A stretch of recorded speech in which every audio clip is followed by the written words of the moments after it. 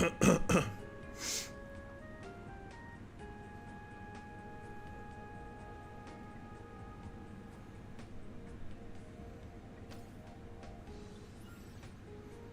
mic, test mic.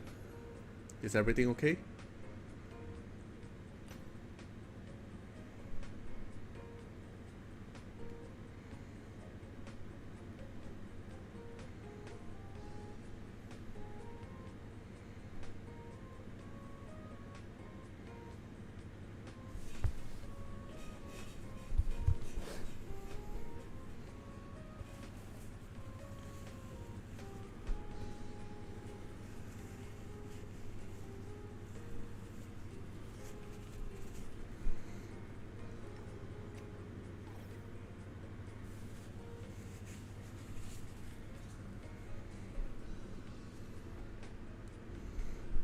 Oh.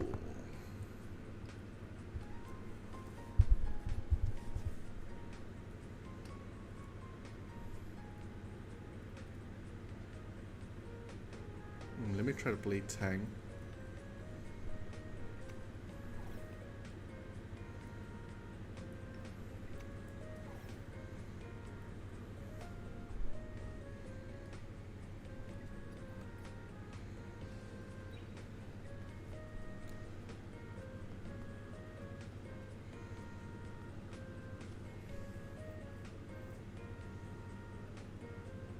Oh, they picked Lilium.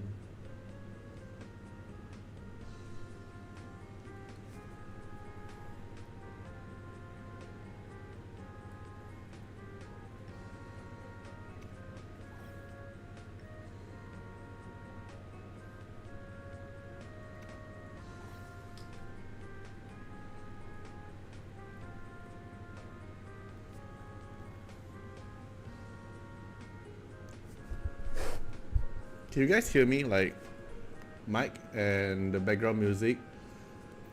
Is like the audio okay? Too loud? Too soft?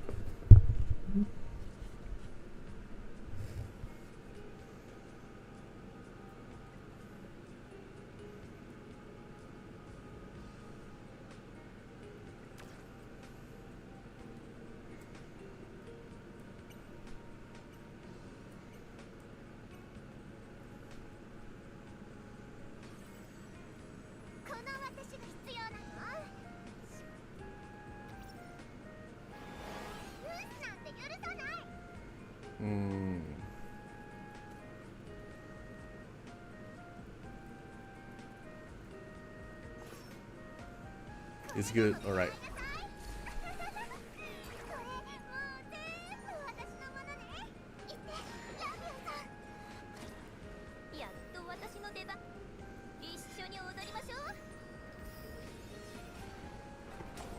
Blood buff. Wait, only one poke? The fuck?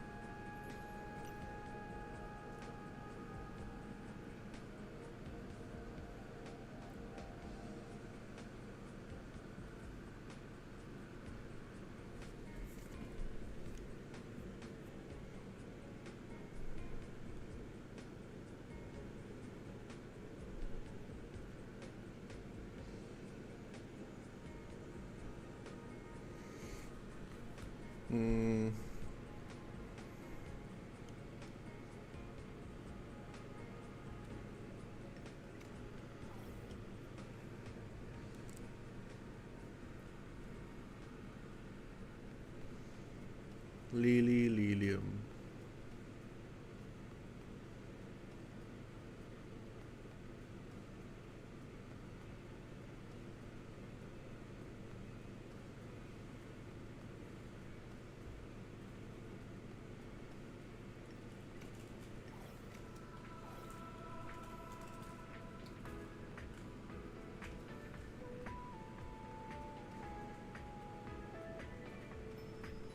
Gigabyte na hall.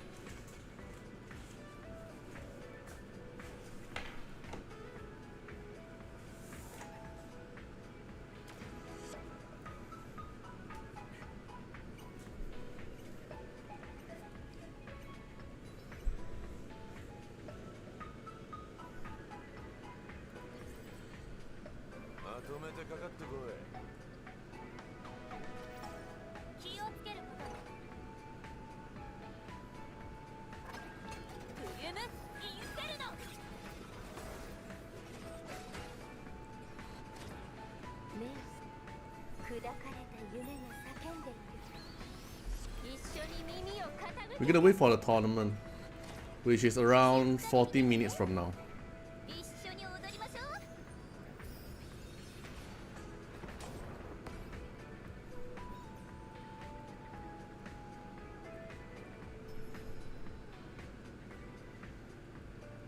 Then I should die with a mission.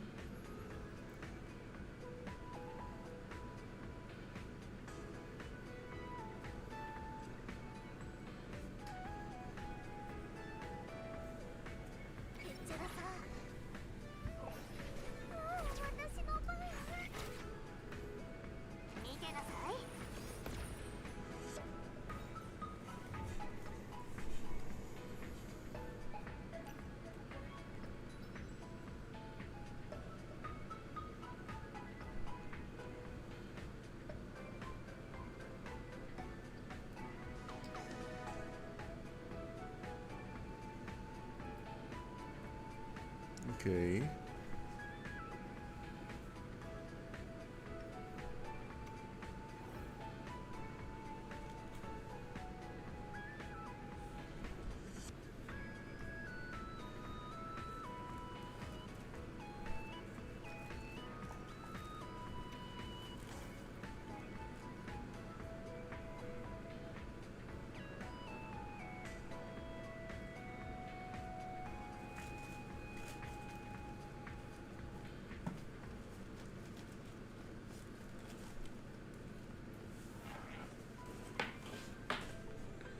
Okay, I want to play CC then.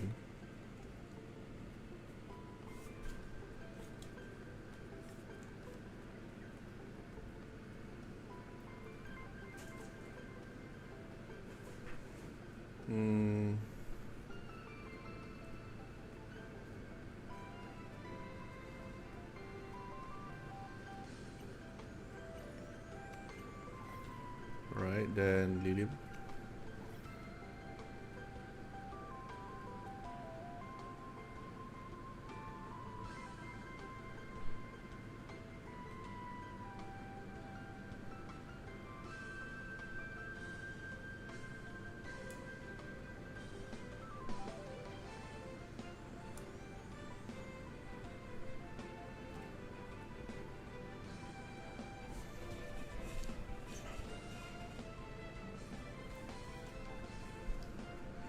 Okay, I think I'll ban Plume.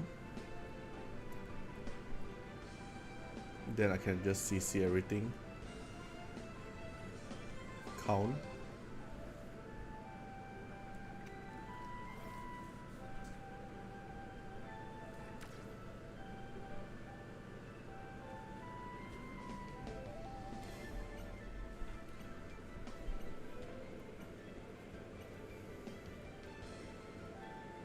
So if I dispel away that immunity, then I should be all good.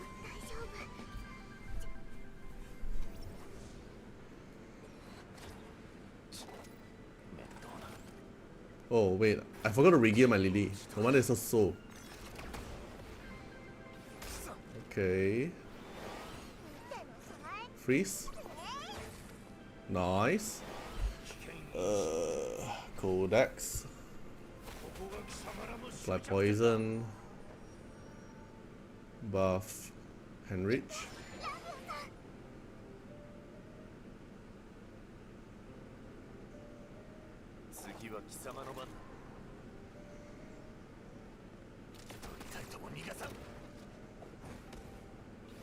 Oh shit! Almost gonna die. Okay, thermometer control.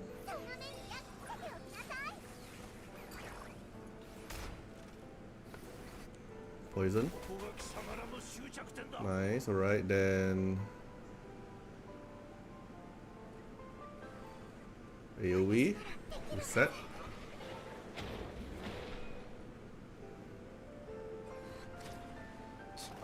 Skills on cooldown, I hit you. S1. No freeze. Okay, now the problem is my CC loop is going to break.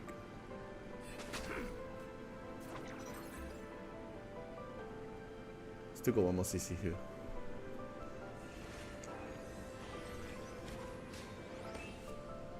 Okay, nice. Let's see. S1. S3.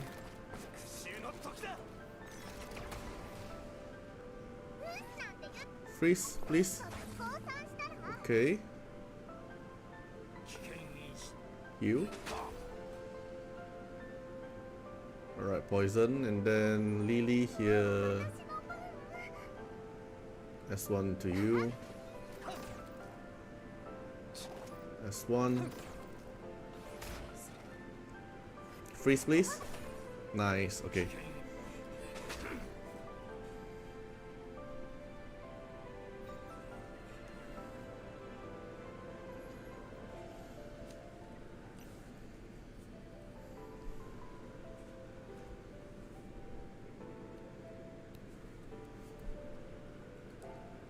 First pick Plume.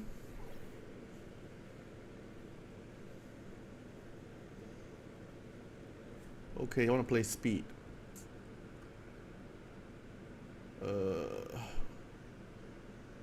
But all my speed unit. Right, Doki to Tsukiyomi. Oh, Ben is Lily.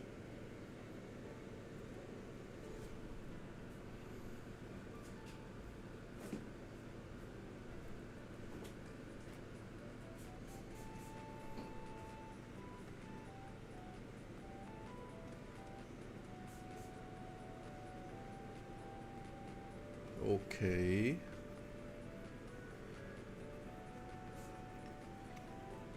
Yeli and Lilium. Oh, Ho Yen, dang. Alright, I'll ban Ho Yen. Let the player take the action.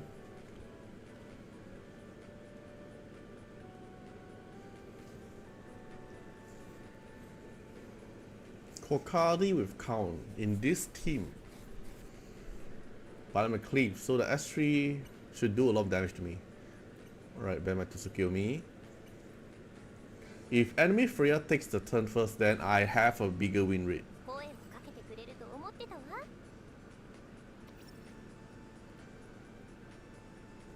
Okay, come on. Come on, S3 please. Hit my Doki. Then I have a chance. Okay, don't tell me to push down. Hello Bork, welcome to the stream.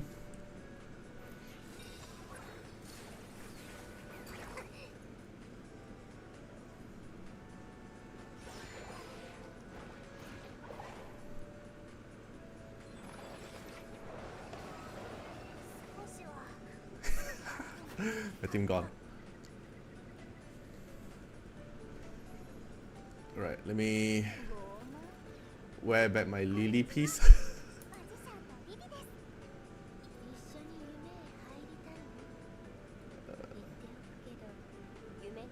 Freya is this one. Then my Lily is gear alert.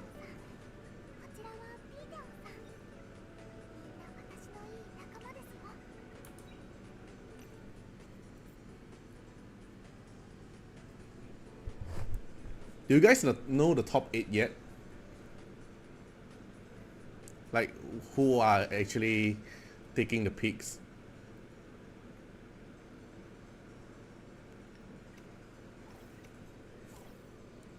Is this sponsored by the game? You mean the tournament? Yes, it's sponsored by the game. 4,000 USD, man. And the top one will get 2,000. Top two get 1,200, and top three and top four get 400 each.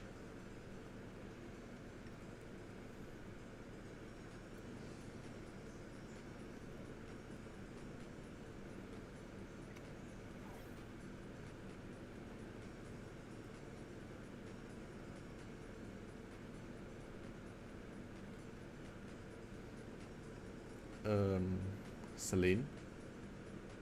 Try to push, double push. But they can ban my Freya. Okay, I force them to ban my Freya.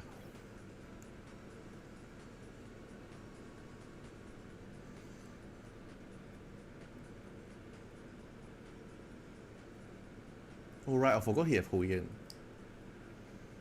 Okay, if I ban the Ho Yen,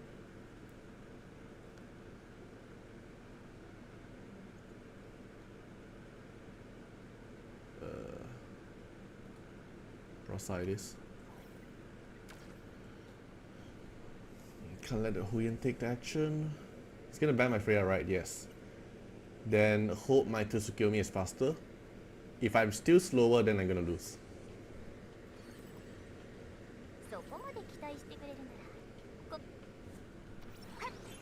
Alright, I'm faster. Yeah, it is.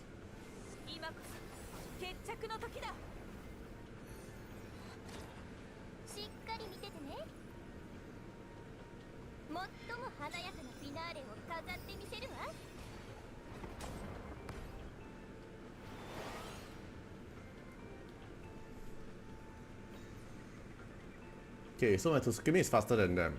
He have to pick one to ban. If I manage to pick Freya and Tsukiomi.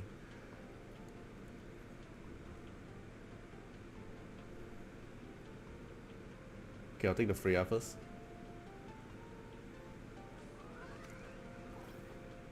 He will take Lily, right?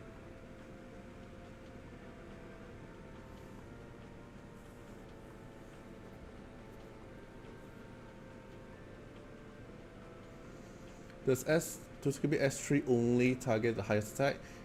If manual mode, you can target anyone, including herself. Then if you're playing in auto, then Tsukiomi will only target the highest attack.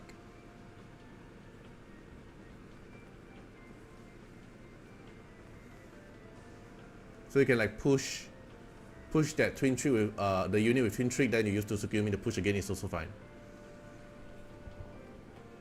But in AI, it will automatically select the highest attack. Manual, you can select anyone.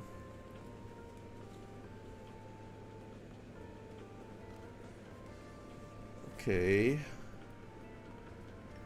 Take this. I don't think I need to take Celine yet.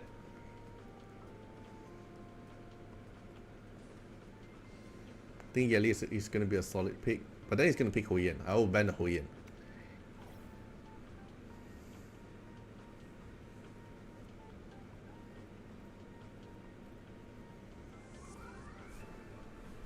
Is the Yeli skin worth it, guys? I'm actually considering buying the Yeli skin. But then it just feels like a recolor of the animation and a little bit changes of the Sakura. Alright, Ho Yen for sure.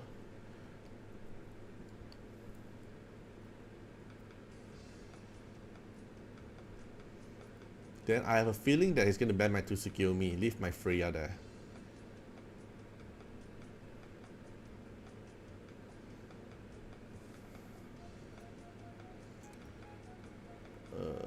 Okay, what if I do like this? I put a bubble here.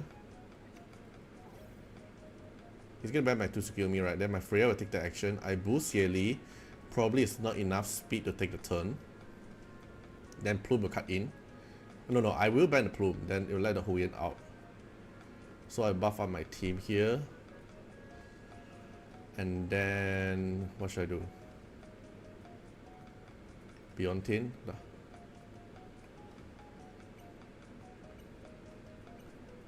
Alright, never mind, just fucked it.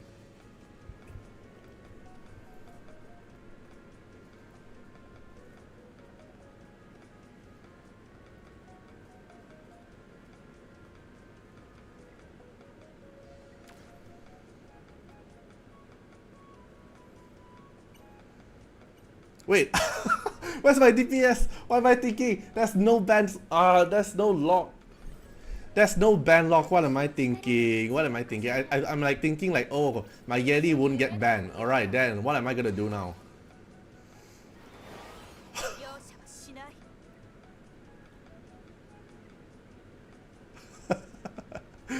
What am I gonna do now? What am I doing? That's so stupid.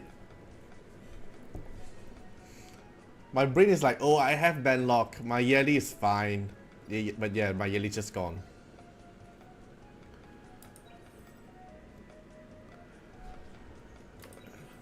Let me do this. Okay, switch back to AI Freya.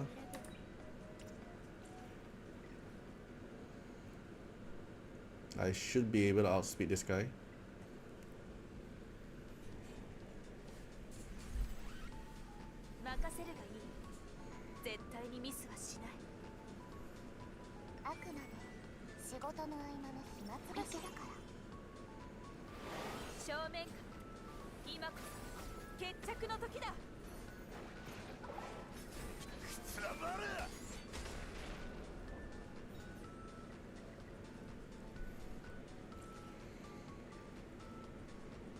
Okay, what about you?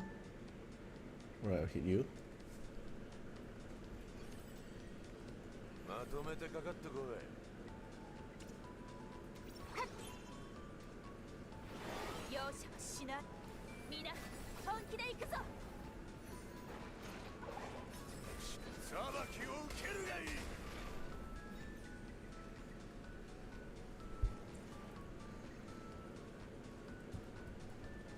Okay, I can hit you.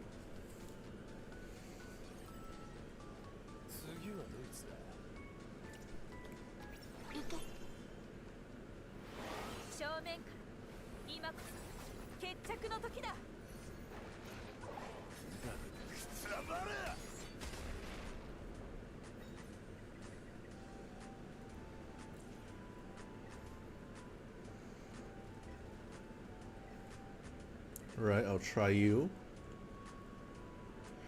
Ling, Luo, Fu, Chiu, Plume, and Tiamat. Okay, should be doable. Should be doable. Let me think. This 3 down, this up. Ayaya, and also Mari.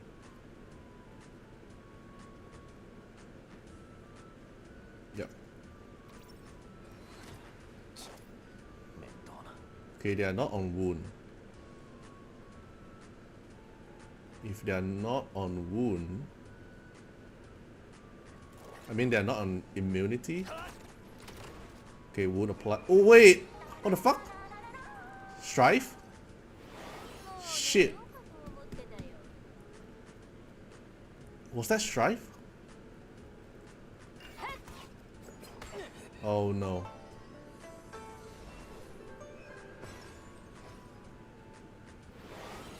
How did it cut me? I can't win now.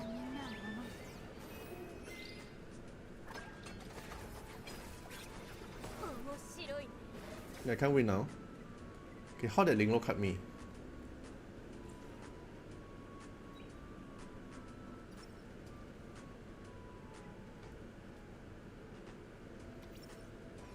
The Linglo was 83.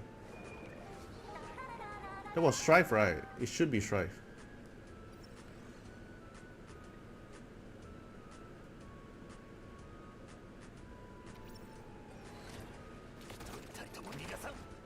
Yeah, I think it's Strife. The fuck? Okay, never mind. Try again. So they don't have any immunity. I can just stun them.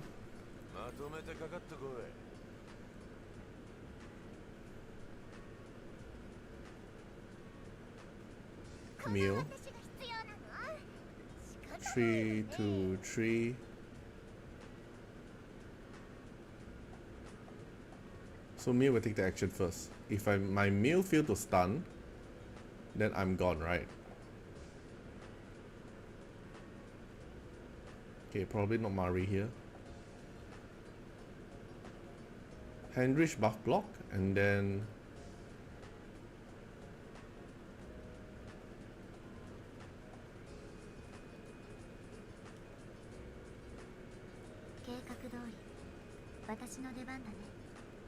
okay, let me try again. Okay, come on, please. Nice. Alright, then another.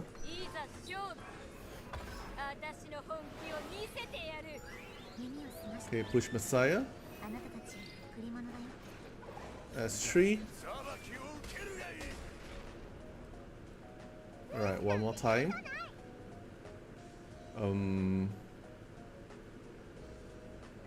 Submit the control.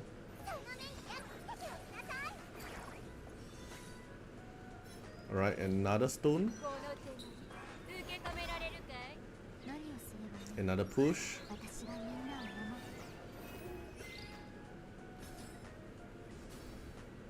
Kill you first.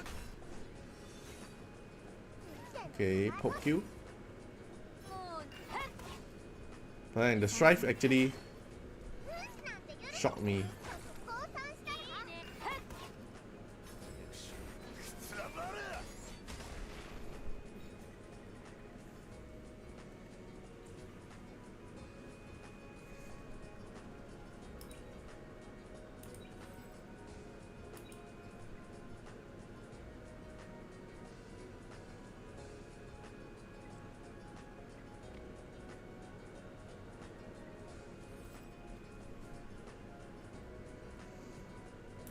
What should I do now?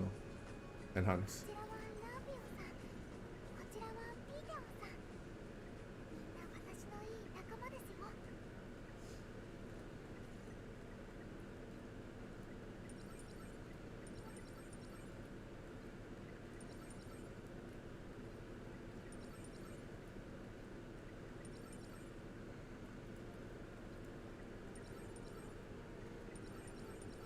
Oh.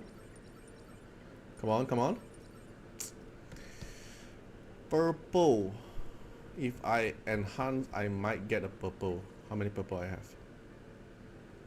1, 2. 2 purple. With a fair accuracy.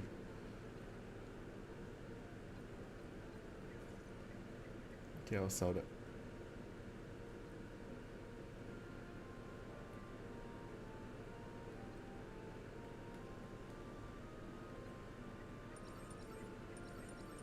Okay, this looks good.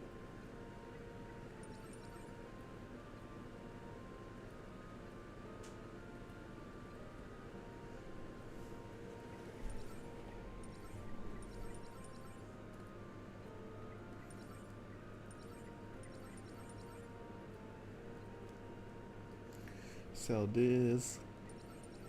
Sell this. Sell this.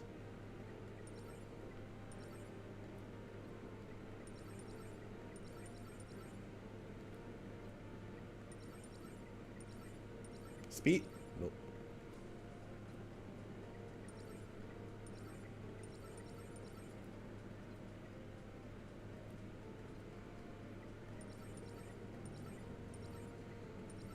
Come on.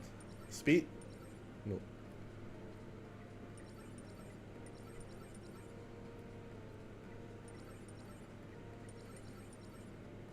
Oh, why am I enhancing that? Okay, come on, speed. Nice, again. Nice, again. Oh, come on, give me a yellow one. Yellow! Ah. Purple strife.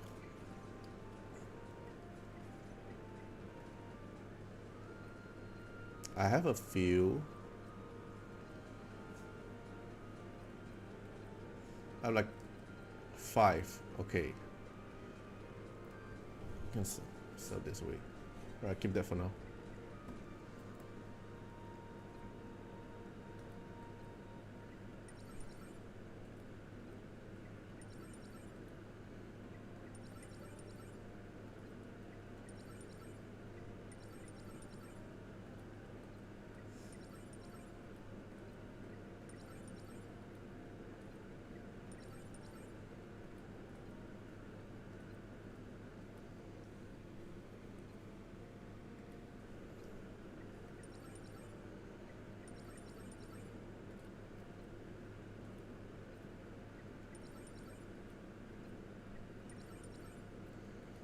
Come on, give me speed.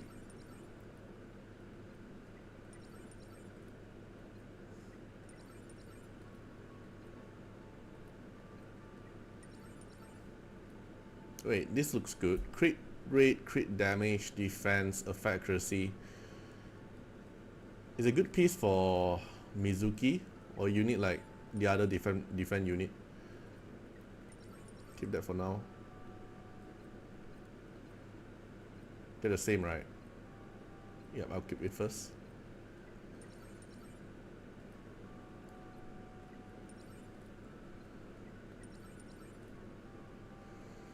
Alright, that was Strife.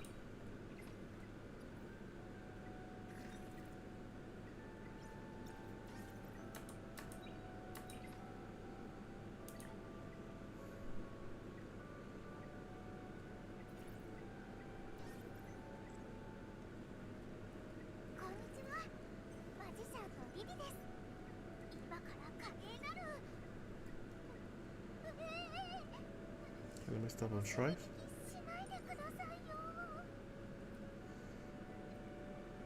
Nothing good here.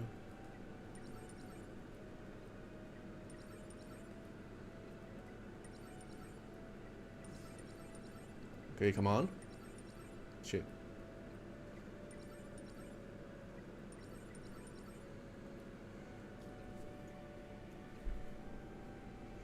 This looks okay.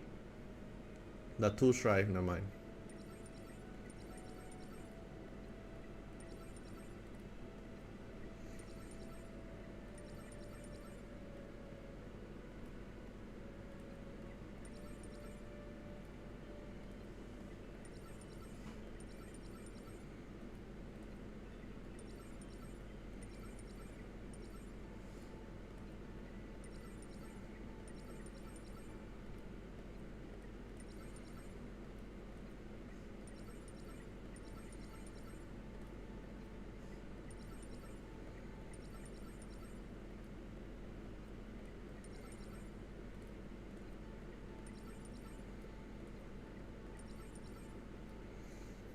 This looks okay as well. I'll keep this for now. Hello, welcome to the stream. The match is going to be going to start in around 20 minutes. The tournament match. Now it's just doing some daily stuff, clearing my inventory for the upcoming double drop rate.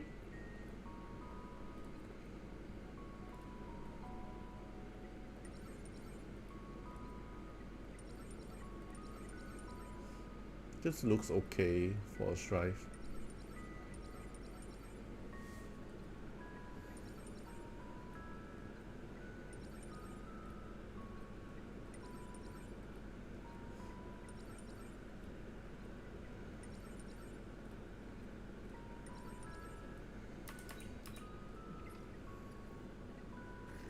There's so many more need to go through, but so little coin.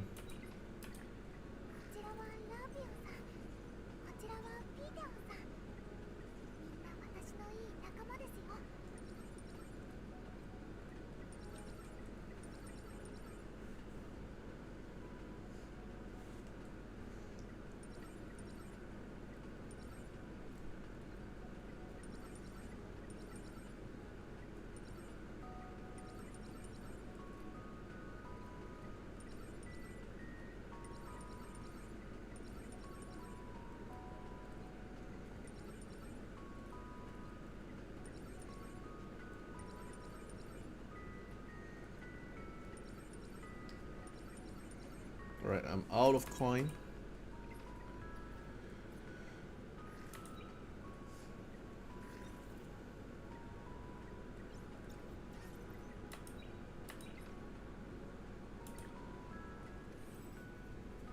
Oh wait, I have a new codex, right? Swift rate. This is 16. This is 19. This is 19. I have this new bulwark one.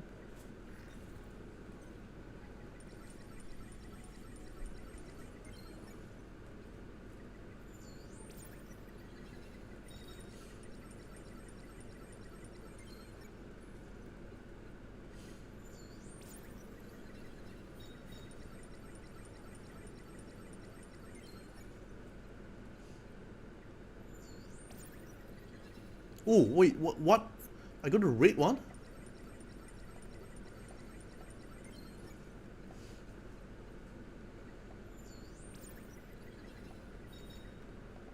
Red inside? Wow, this is good, this is good. 52%. Maximum is 60. Wow, this is good. Natural insight is so good. Sadly, it's not on Swift rate, but it's fine.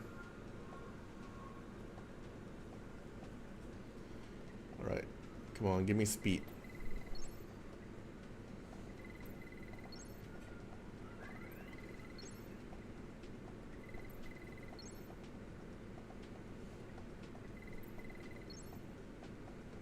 Wow.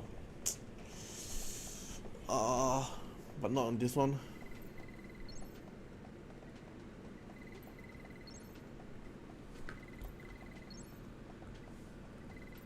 I think it's time to get the other host in as well. Hello. Get us ready. Artiar, what's up, my friend? How are you doing? All good.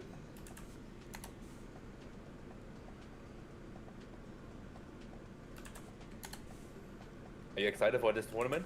Yeah, it's the final. What do you think about the top eight players that have made it? Let me see. You mean who is gonna win? Now, what do you think about the competition? Yeah, it looks very The solid. quality of the competition. It's very high quality. Not all one kind of playstyle. We are actually able to see different kind of playstyle. It's actually very good. Like, at least we know the game is not just one meta. Yeah, and that's the good thing, right? Like, people would think that everything is just bruiser, but we have a CC player, we have a speed player in here, we have a standard player in here, and we have a few chefs in here as well. So always a good time. Well, because all the, not all, most of the top leaderboards are bruiser. That's why like everyone was like, oh, bruiser. It's the only way. I mean, if you want to play it safe and you want to, get points and work on your elo, make sure your elo is good. I mean, you have to play bruiser because it's the safest playstyle. But if you want to play a bit more YOLO, a bit more risky, but a lot more cooking, a lot more fun strategies, then you just have to accept the fact that you're going to be a 50-50 gamer, right? Yeah. Sad, but bruiser is not really the playstyle I want to go for. Take too long. Yeah, I mean, if we look at it, we currently have 70 animuses, and I remember they said they wanted to rush to 100 animus. I think by the time they get to 100 animus, I think we will have be a bit more diverse. That's what I think. It is. But rush to 100 within a short period is actually very tough. I mean, if they're going to be, doing this the same pattern of 2 RGBs, and then let me just quickly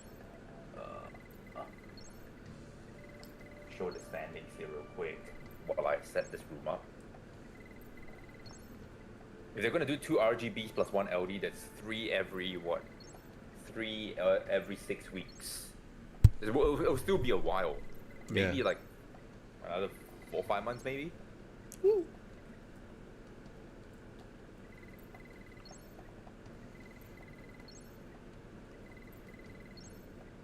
see how the performance goes. Like, in terms of CN about the banner rotation for them. How did we do this week though? For I mean this month for Sensory Report. It went up from 1.7 million to 3 point something. Right. And that's because we have China, right? Yes, but also because that is the sensor tower is only mobile, so it's hard to tell that how many players actually purchased up through the official website. That is not counted. Yeah. So we're gonna see like after the launch, how are they performing after like 1 month or 2 months in terms of revenue wise. I think they will be fine because they're not accounting for PC purchases. Yeah. And I definitely am one that never bought off Google Play Store ever since. And I'm going to release the room password now. So you guys can join. And I'm also releasing it over in main court. LD you need to counter bruiser, but I have a feeling that the upcoming bruiser LD might actually be a bruiser unit. I think it will be a bruiser unit. Yeah, because I think it will be too. the past one was like what, Yeli, Lilium, they are more towards like burst DPS, right? And then probably we will expect the LD unit that's actually skilled with defense, HP. That's gonna be tough. Yeah, we still don't have a HP scaling bruiser, For defense LD. scaling bruiser in what's it called? In an LD version. So we're feeling like probably the next LD is bruiser. Okay. Am, what's up? How's it going? What LD bruiser? No. We are just You're giving him a heart attack. we're just expecting because you know what you can expect from me if that is the case? you'll I'm become retiring bruiser. from RTA. Oh, I thought you were gonna say like I'm going to be a bruiser. Fucking hell, no way. I'm gonna retire RTA till the cleave is coming back. Then I'm like, comeback time. Then it's comeback time. Alright, okay, chat. I actually switched scenarios now because I need to scenes because I need to enter the room. So Where's the room number? let me just quickly do another re-ping of everyone. So we should have the team player in the Even though they're room. in here, I'm just gonna ping them anyway. Okay, Because chat. I'm switching scenes now. We are in. We are in. So everybody, make sure to like the streams here. Okay. Make sure to like the streams. Support all the content creators. Show some love because it's actually not that easy to set up, and there's a lot of work in the background. So this is a way for you guys to show some support, and we appreciate it. I didn't hide the ranks. Whatever. Just show the ranks for this time because it's top 8, right? Show how many mythic players are here. So far, Andrew is the non-mythic yet. We're 11 in total.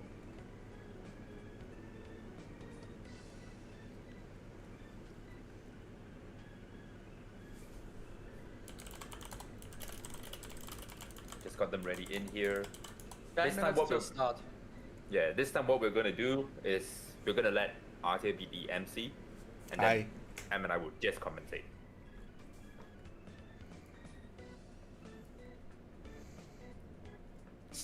Cut your light.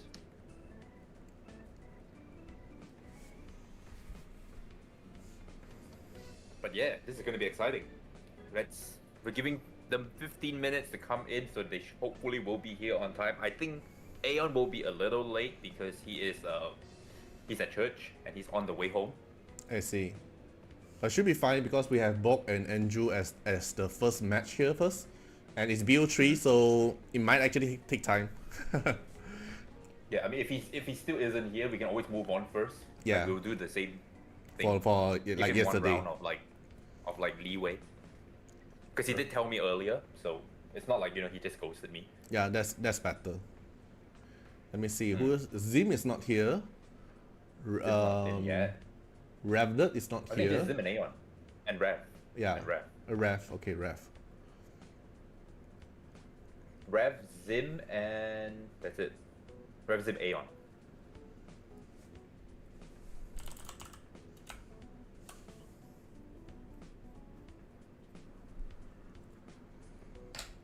Okay.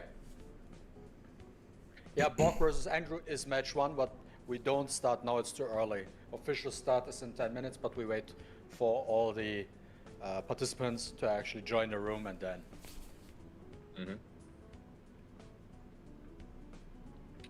I'm just getting them ready, putting them in here, but that doesn't mean they're starting. Standing by is better. But yeah, only left 3 of them. Since Aeon already mentioned, then the other 2, at least they are not the first round. Well, Rev and Zim are actually match 3, but if they're not here as well along with Aeon, we can always move to Islanders and Tana first because it doesn't really matter who plays first. Yeah, that's what I wanted If to we- say now since we're in the top 8. If someone is, for example, Aeon now, he actually messaged you and let you know in advance that he's a little bit late, we can just move him to the back and then, but when it's showtime, they have to be here. Otherwise we can't. Yeah, if they're not here when it's showtime, auto forfeit, Then I hope there's not too many auto forfeit. Yeah, I hope there's none. I hope there's none. In fact, you made it all the way to top 8, bro. Yeah, you just wasted like the slot. Then the other It's a bit of a wait, yeah. yeah. But yeah, last 5 minutes we'll do a quick freshen up, and then we will actually start. That's why we open this up. Let everyone get ready, get in. Get Chat yourself a everyone. coffee. Hope Get someone yourself came a in. coffee. This will be absolute cinema. Okay, Zim is in as well. Nice. So we're almost Uh, full. Yeah, Rev is on the way. Ref So is missing. after Rev come in, Aeon. then it's Aeon. It's just Aeon at this point. Then get yourself tea decks up. If you don't drink coffee, then get yourself tea. Or water, whatever. Or Pepsi, or Coke. Yeah, I drink Pepsi Zero. All Pepsi day. Zero is the best. Dude, I swear. Dude, I was always like Coke Zero. Like, actually, so the best is Mezzomix, but that's something you only get in Germany. This is the absolute, that is basically Coca-Cola mixed with Fanta. That's basically it. Yo. But Hey, yo. that is the best thing, ultimate soda drink in existence. But the problem is, I'm not the youngest anymore, so I can't drink it without getting fat.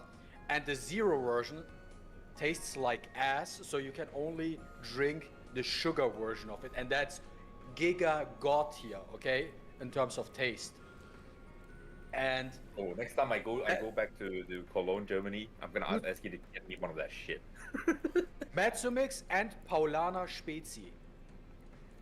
What's Paulaner. that? That is Paulaner Spezi. That is in terms of soda. That is the equivalent of Marvel's Avengers Endgame. Okay. Nice. Here's to hoping Bruisers does not win. What the hell, bro? This guy's toxic. Who's toxic? Whoever wins. One of my chat, he said, here's to hoping Bruiser does not win because he lost to Bruisers. He's salty. I only drink Monster Ultra Red for the past 5 years every day. Bro, you're crazy. Monster every day? Oh, nah, I can't drink Monster. Monster is something I can drink once every Right. once Guys, in a last time. 5 minutes. I'm going to take we're gonna go for a little quick refresher, and then we'll be back. My predicted final Maybe that doesn't is suck it up. I'll be back. I think we have 6 bruisers and 2 CC players. who are in the top the eight. who are the CC players? If I am not mistaken, it's Zim and Aeon. Aeon. Yeah. The rest is, I think, is pure bruiser. I might be wrong. There were so many matches yesterday. Yeah. I can't tell. I might mix up something. Maybe we have more Probably they season cool out pass, but something I'm not new. sure. But I think we see like 2.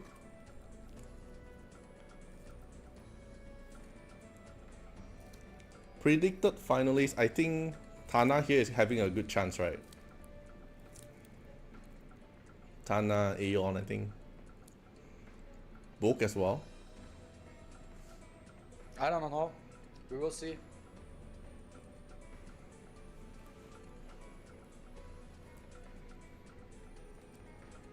I just want to have some good matches. I think that's the most important part. Let's make it interesting. Hope there's new coup or more new unit faces to show into the meta.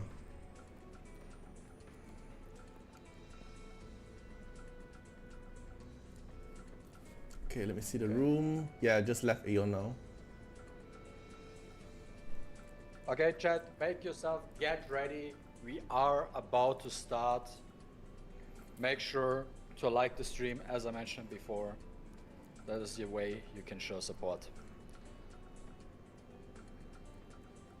And also for us to get more opportunities to do these type of things, right?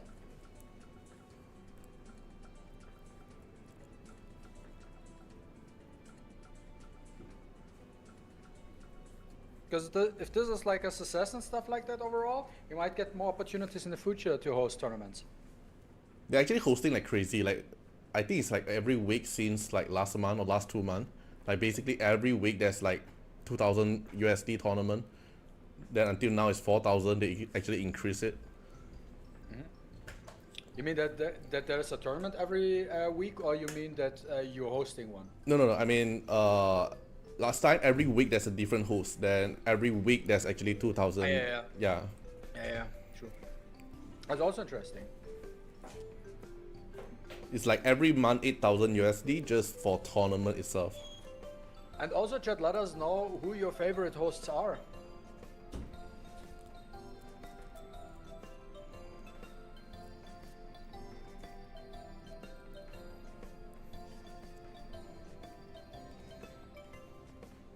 Okay.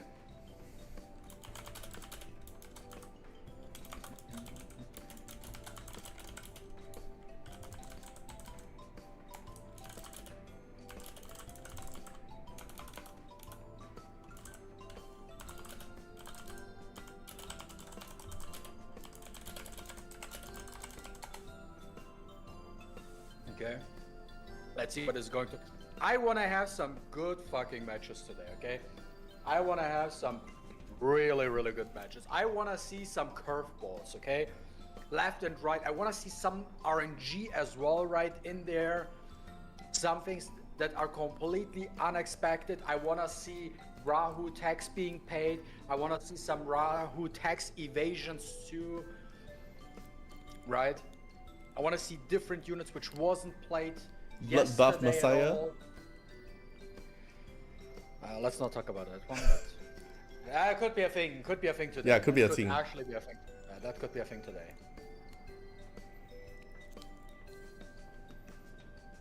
Because yesterday when I played RTA, I actually saw Buff Messiah using Law Shell. Okay, Aeon made it in time. He's in here, so we are actually Nice. full. We are complete.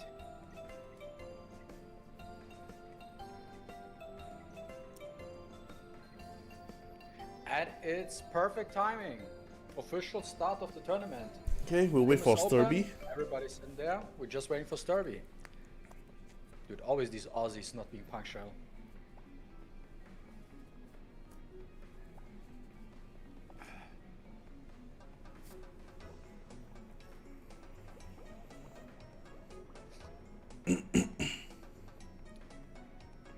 I guess it is.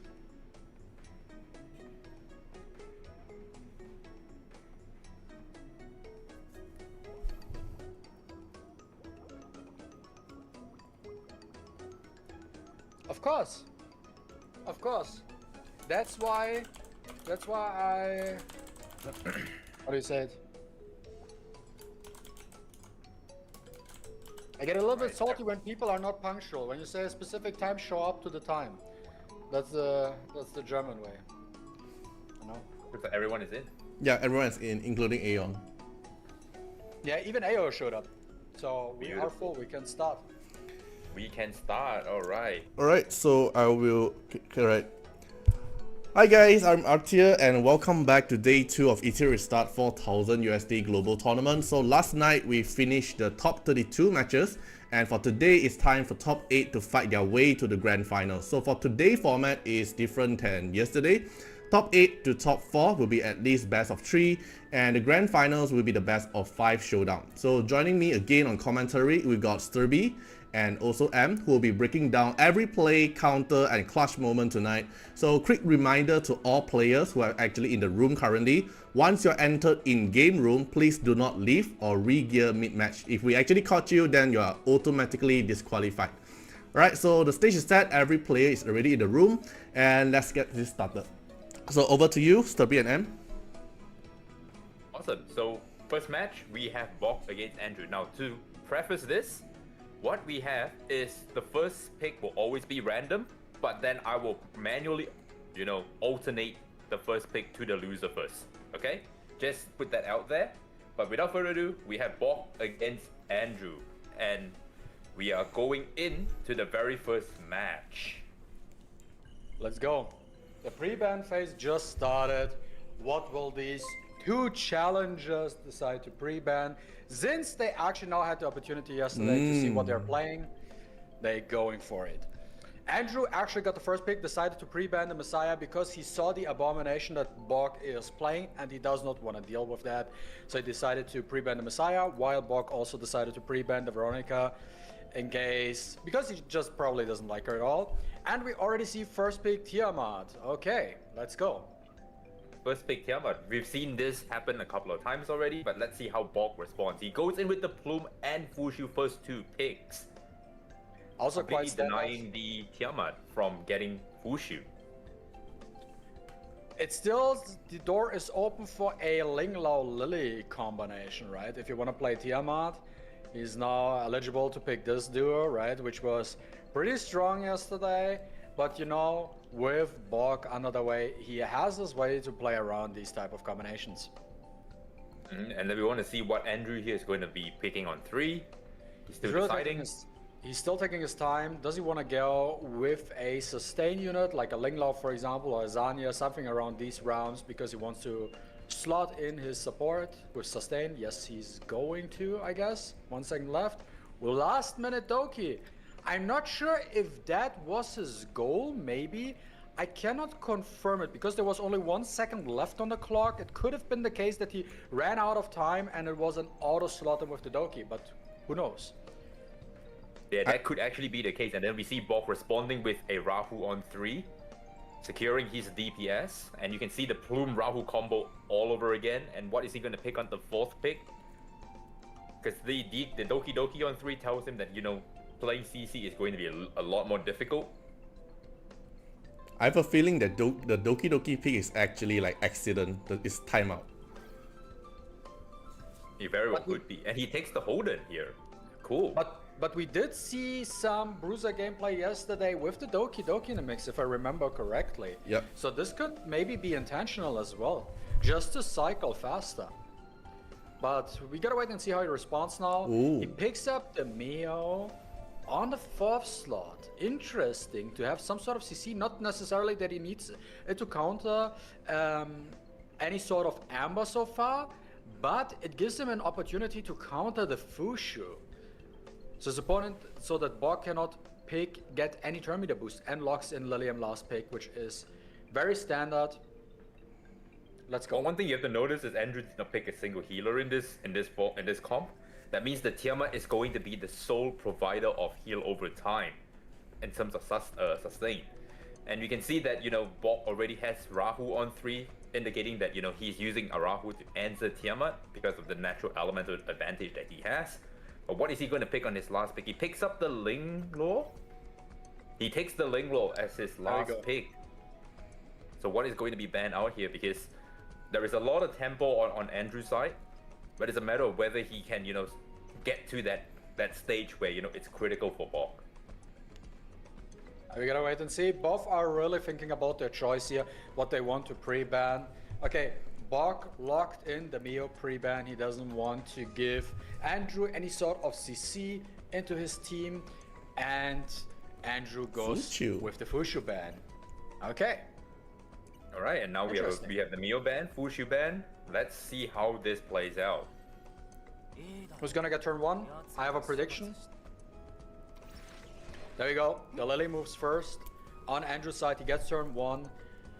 Who's he gonna decide to boost here? Lilium is an option. Tiamat is also a potential option, so he can cycle through Tiamat stacks faster if he wants to boost her, but he can also go for the Lilium here just to make sure that he can work down on one of the units he does not want to see at all. Potentially the Lingla, right? Working her down with the HP destruction could be an option here, but let's see what he decides to do.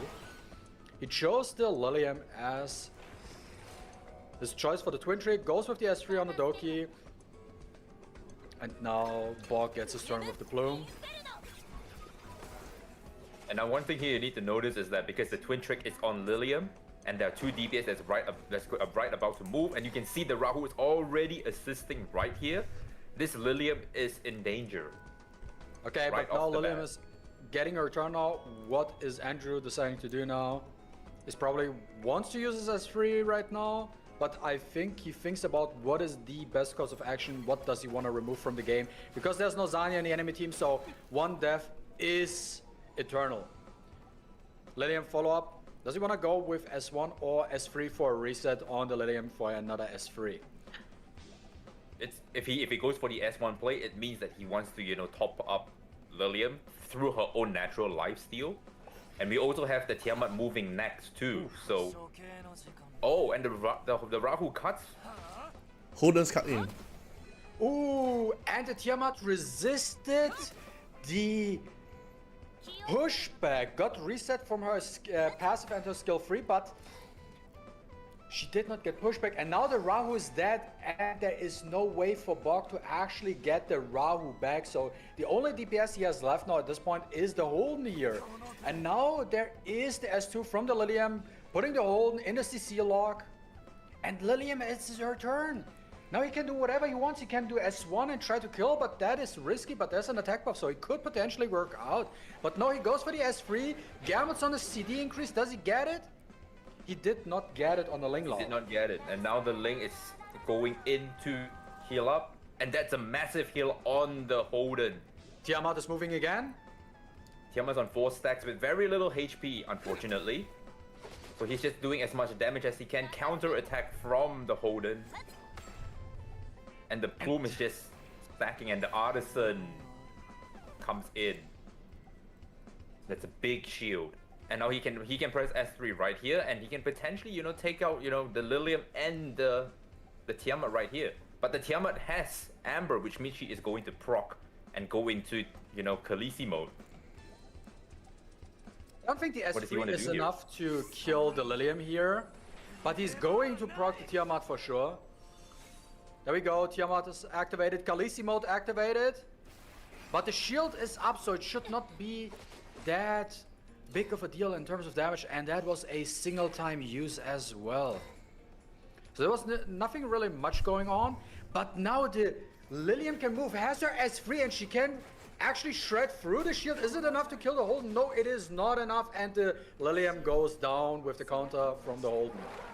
But the good thing to note that is that the Doki Doki has resetted everything from Lily, which means he can now put that twin trick onto the Tiamat. But still, this match can go either way. It's still open. Andrew can take it, Bok can take it. You just don't know what's gonna happen right here, right now. But what is he gonna do now? Does he wanna Right now, still yeah. focus the Holden? No, he's gonna shield up for he the needs to put the healing. shield up 100% because he is very close to dying and he doesn't have enough bloodshed stack, so he needs some kind of heal. And now it's just a matter of just cycling, right? And there we go. Does he want to attack the Holden here, or does he want to switch his targets to not get revenge procced? Let's see what he's deciding to do. A good thing to note is gonna wait. also this Lily is on Bramble, so you know every time she attacks and gets counter attack, she is going to push up the Tiamat. But Also the the Tiamat attack without of- any healers here, it's a bit dangerous. Now with the weakness and defense down, strips away. Ooh. There we and the go, the Lily, Tiamat is the dead. Tiamat drops. And that's game. GG. Game 1 goes over to Bok.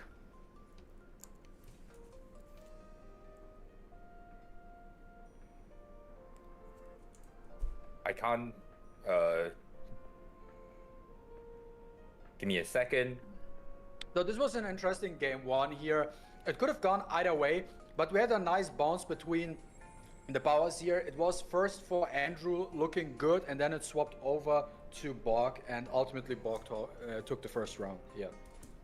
We might have to redo this because the game did not allow me to alternate for some reason. If Andrew doesn't get first pick here. Yeah, Andrew didn't get first pick here. And that's because Andrew got the first pick in the first match, that's why. Yeah. That's why it's alternates to Bok. Yeah, so now it's alternated to Bok. But because Bok won, Andrew should also be getting the first pick still, so... Okay, still Fuchu. But if you're happy to play along, I'm happy with this. I think we should keep it the alternate way because we have first pick is random, and then whoever did not get the first pick will get the first pick the next time. Okay. I think But now this we see the balance is Fushu right. first pick alongside the Lily Tiamat. Same things happening. Nothing really changed here. Andrew still going with the Lily Tiamat combination. And does Bok wanna change up things here? The Kokadi got pre-banned, so there is a potential here. We see the infamous unit. No, okay, he locks in the Rahu and the blue. They're running it back. They're running it back. The draft just looks like the same. But now it's a matter of on 3, whether it's going to be a Doki or was it going to be the Sana that he first decided to pick? Yeah, still, I was not sure if the Doki was intentional, but we will see what's gonna happen in the third slot this time. He takes the Holden this time. Locks in the Holden, and now I think he does want to have some sort of sustain at this point in time. He Because definitely needs some kind of otherwise, sustain. He has a you're tempo playing, sustain. Yeah. especially you're playing Tiamat right now, and in case Bok does not decide to ban the Tiamat, you need some resource for her at the end of the day to cycle her Khaleesi mode faster. So, okay, locks in the Zanya. 2 more picks on Bok's side. What will we see?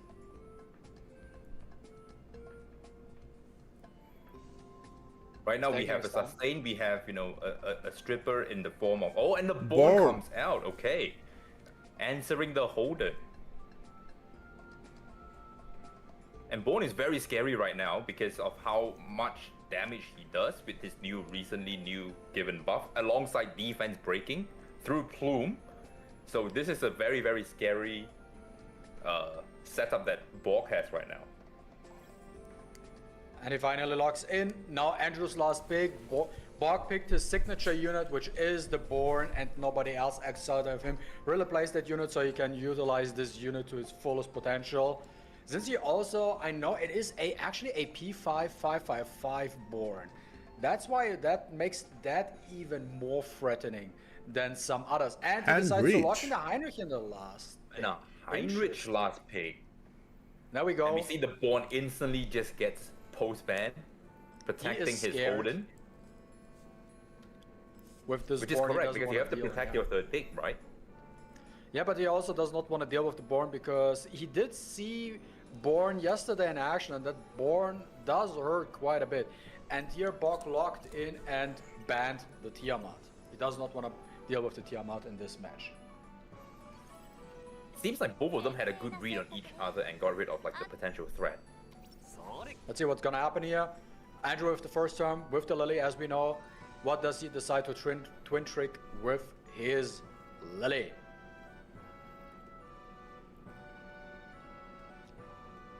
He has a lot of options here. He can go for the offensive route where he puts it onto the Odin, or he can play the more defensive route by just cycling Sanya non-stop. Yeah, we will see what he's gonna do. He's thinking about it. Should he buff the Heinrich or should he buff the Holden? Ultimately, he decided to buff the Holden because that is his main source of damage. And we don't know how the Heinrich is built. But there we go. Now it's Heinrich's time to move here. But there's defense break all over this place. So potentially Rahu with one counter could hurt quite a bit when it comes to the Heinrich right here, right? He gets the buff block, and then there's the... Oh, the Heinrich is actually on blood buff. So if that Heinrich wouldn't be on blood buff, he would have been a goner now. Right here, right there. Because we have seen how ridiculous Rahu is in this tournament so far. And there we go. S3 Moonlit Veil is active, but did not proc the shield because of the buff block. And there we go. Is the Zanya. Now what he, does he decide to... and now Andrew has 2 turns to make a play before the buff block runs out. Because right now the Lilium cannot get attack buff, so the Lilium will not be hurting as much as she's supposed to. But with the Tiger Yin, the damage might be actually impressive. Ooh! And the Rahu assist. The Rahu assist. It was not enough to kill her, to kill the Heinrich, but the Rahu decided to help out to get rid of the Heinrich. This Rahu, man. I think this Bog paid extra tax money for next year for this Rahu here, just to get that extra follow-up and to secure the kill on the Heinrich. And he tried to reset and push back the Rahu, which Rahu resisted completely. So now he has the option to put up. Goes on the Lily right here. Sees that she's squishy. Focuses on her because he has a chance to kill her off, and then it will become very, very difficult for Andrew to come back here. Yeah, the double resist on the Rahu is super clutch right now. So what's he gonna decide to do here? So he can either twin trick to get a defense break on someone, or he can try to reset to get the cooldown on the S2 a lot faster. It's a matter of what does he want to do here. Yeah, you can't really decide what you want to do here because potentially every single unit that is on the board right now is a potential threat. I'm not sure if Fushu was actually the right choice here. I think you want to get rid of the threats because Bokeh ultimately does not have any revivers in his lineup. So you want to get rid of the threats, ideally. Yeah, but he also doesn't want to give turn meter push because the Moonlit Veil, like it or not, is still up. Yeah. Without the shield, without the speed up, but he's still going to get turn meter push every time he interacts with the board. That goes. Raw moves again. But you can see that the work that was done by Heinrich is still in effect, where this Artiar could not give any shield. And the Gigabyte kicks in, heals back up, removes the defense break from the Zane, as well healing up the Lily to make sure that she's coming back from the Ember mode. There we go. Lily is moving. Again, the twin trick is still active. Yeah, as long as, Lily did not get off the board, the twin trick is still there, and which is why Amber is so good on Lily at the moment. Because that means you don't have to reapply it, and you can still have the twin trick sitting there waiting for you to come back to life. There we go. Gets the defense. No, does not get the defense break on the Rahu, but works on the Rahu right now. I think Andrew's biggest problem right now is how does he want to deal with the entire board, right? Because he only has the Holden, while Bog does have many more options on his side. And the defense break from the Bloom is also quite annoying. He has to deal with that because then his Holden cannot deal that much damage with the weakness debuff with the defense break. We all know that Holden hits like a wet noodle under the effect of Bloom. Putting the defense break on the Rahu right at the moment he was about to press S3 was very important as well. That gave him, a little bit of sustain. Ooh. And there goes Counter attack has decided to just get rid of him. And now defense broken. Holden straight into a William S3 is a GG. GG, the Tiger Yin damage. GG. GG's in the chat. 2-0 Born Bog. And he advances to the semifinals. Born Bog sounds the same. It's the same thing. It's the same thing. There's only one Born user, so we all know who we're talking about here. Yeah, that is such. See that this is, and you can see that this is basically, your standings. Now we will have Splunk against Aeon. Let's see what they have for us. We'll put Splunk in, and let's get Aeon into the show. Best of 3. Yes, I just double checked the game settings. This is on alternate, so we'll just leave it on alternate at this point. As it's the first match, they don't know anyways who's gonna get the first pick. Yep, nobody knows who's gonna get the first pick, so let's go. There we go, pre-ban started. What will we see from both sides? Oh, they were fairly fast. Okay, so Splunk gets the first pick here. Bans off the Heinrich, bans off the Linglor on Aeon side. Aeon Instantly. bans the Linglao and gets the Neho Holden combination. Does not want to give Splunk even a second to slot in the Holden if he decides to play Bruiser.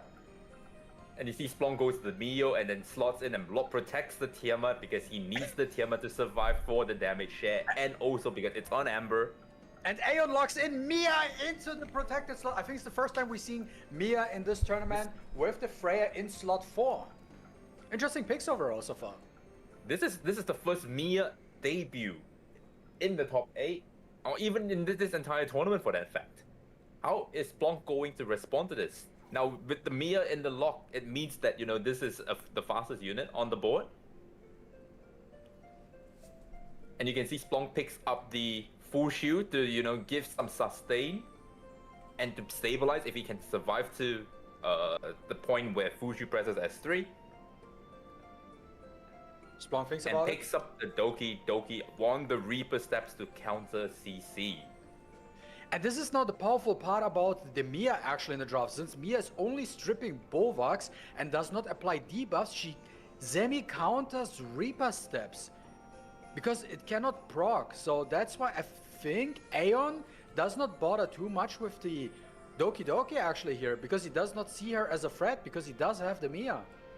And he locks in Yali for his last pick. Yali last pick in the post ban.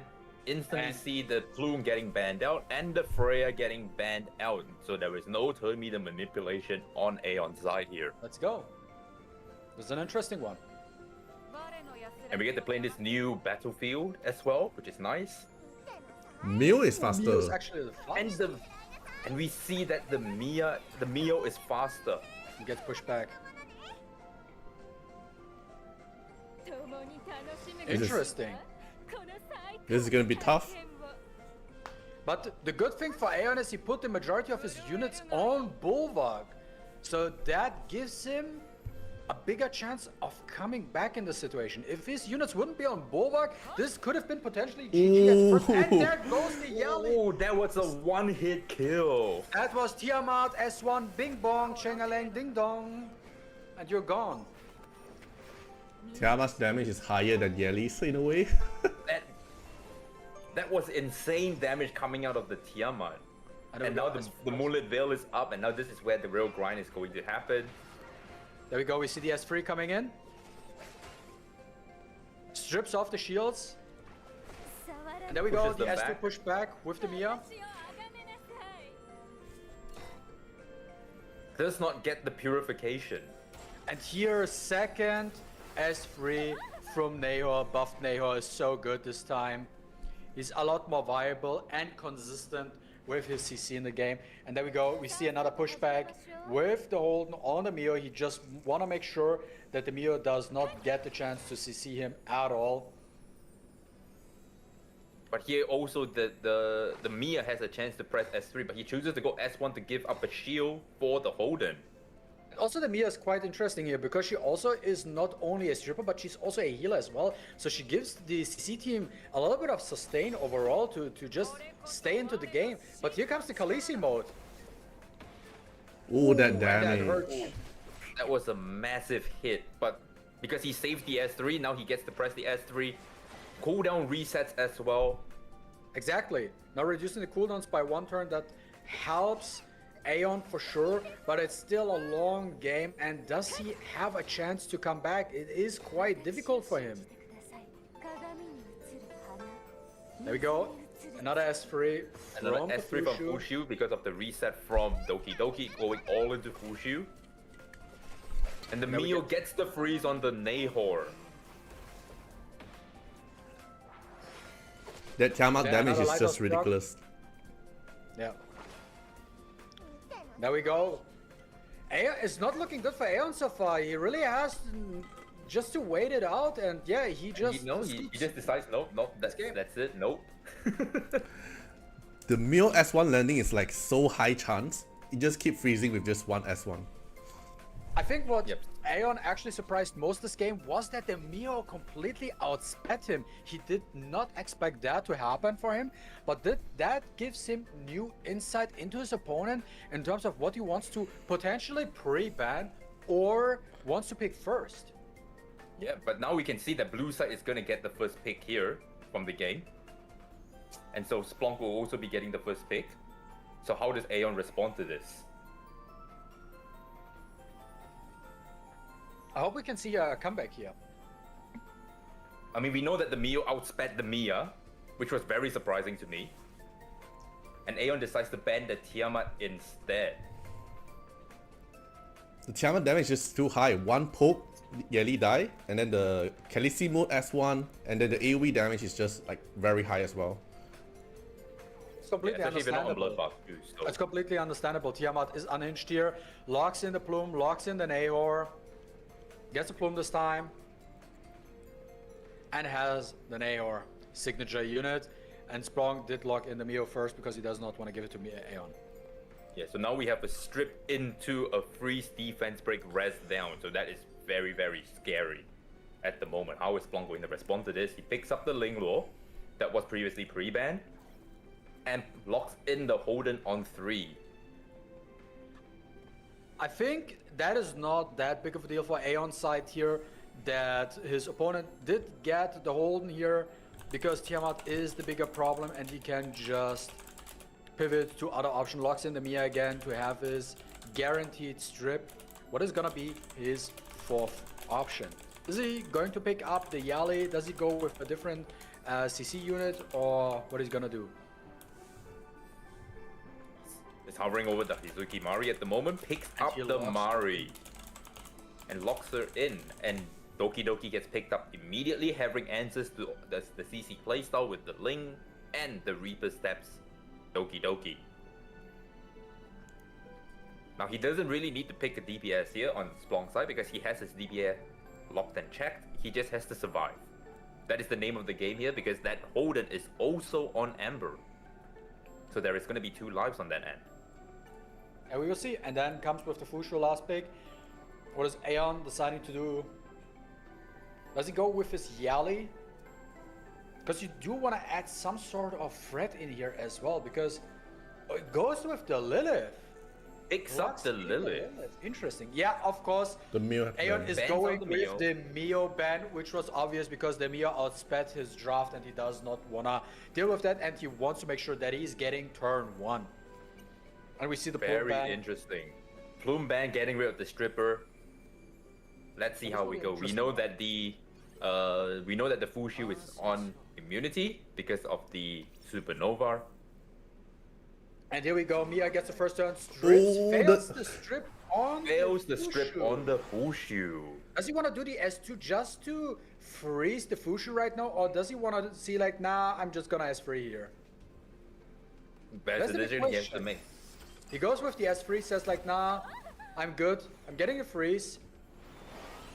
There we go. We get the follow-up with the Mari. Also, the S3 makes sense because the Codex is active. You want to utilize that. And now we get the Moonlit Veil up and active, a shield up alongside speed up. There we go. But we also have the Lilith that's about to just do her thing, right?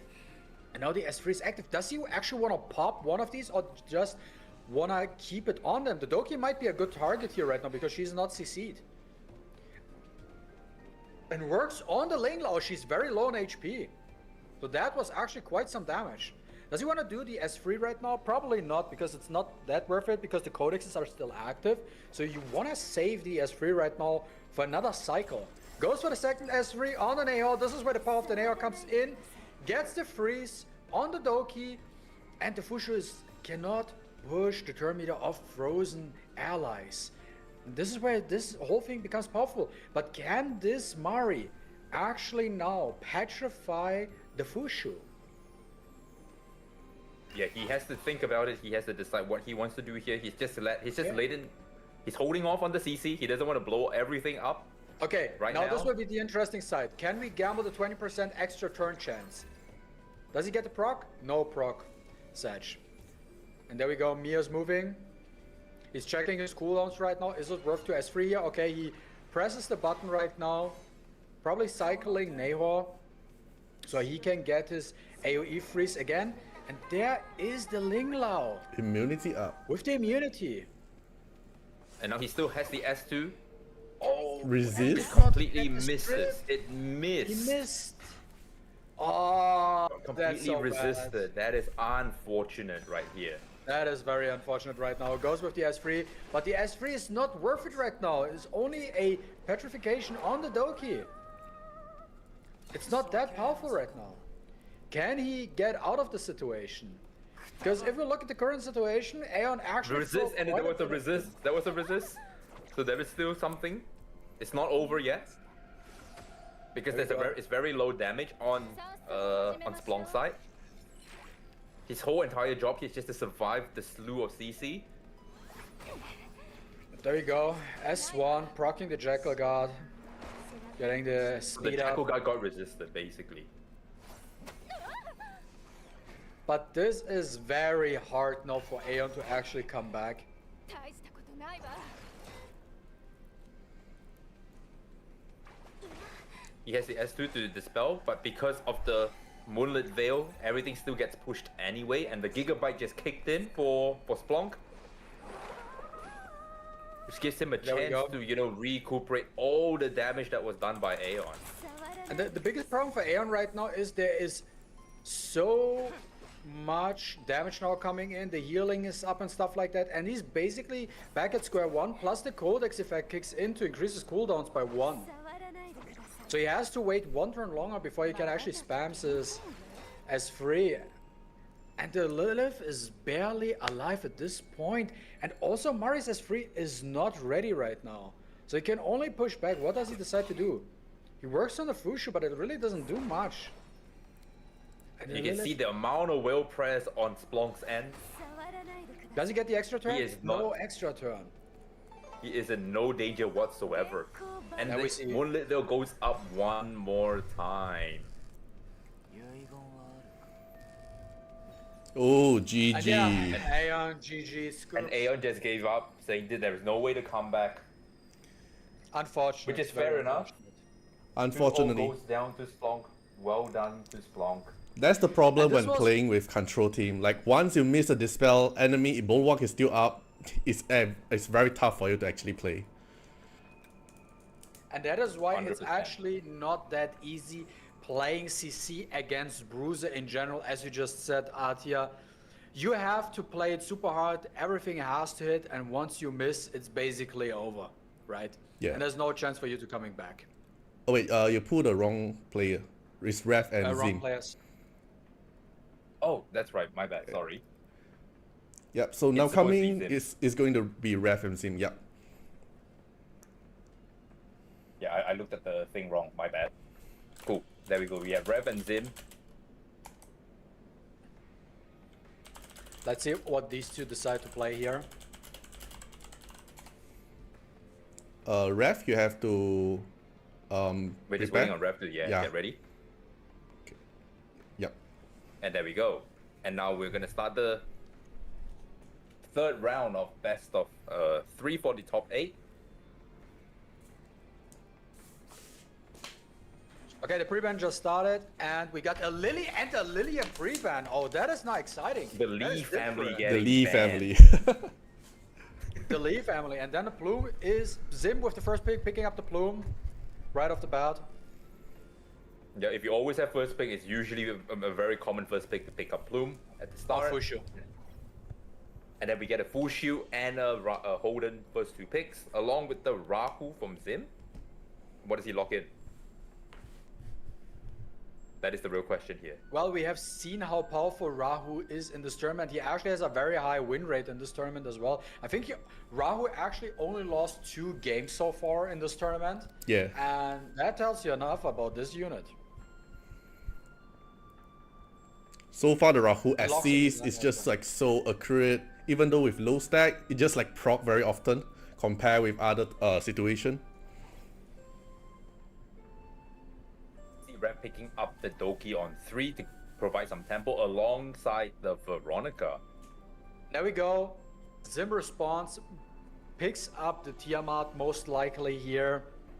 He thinks about it, but I think we all know.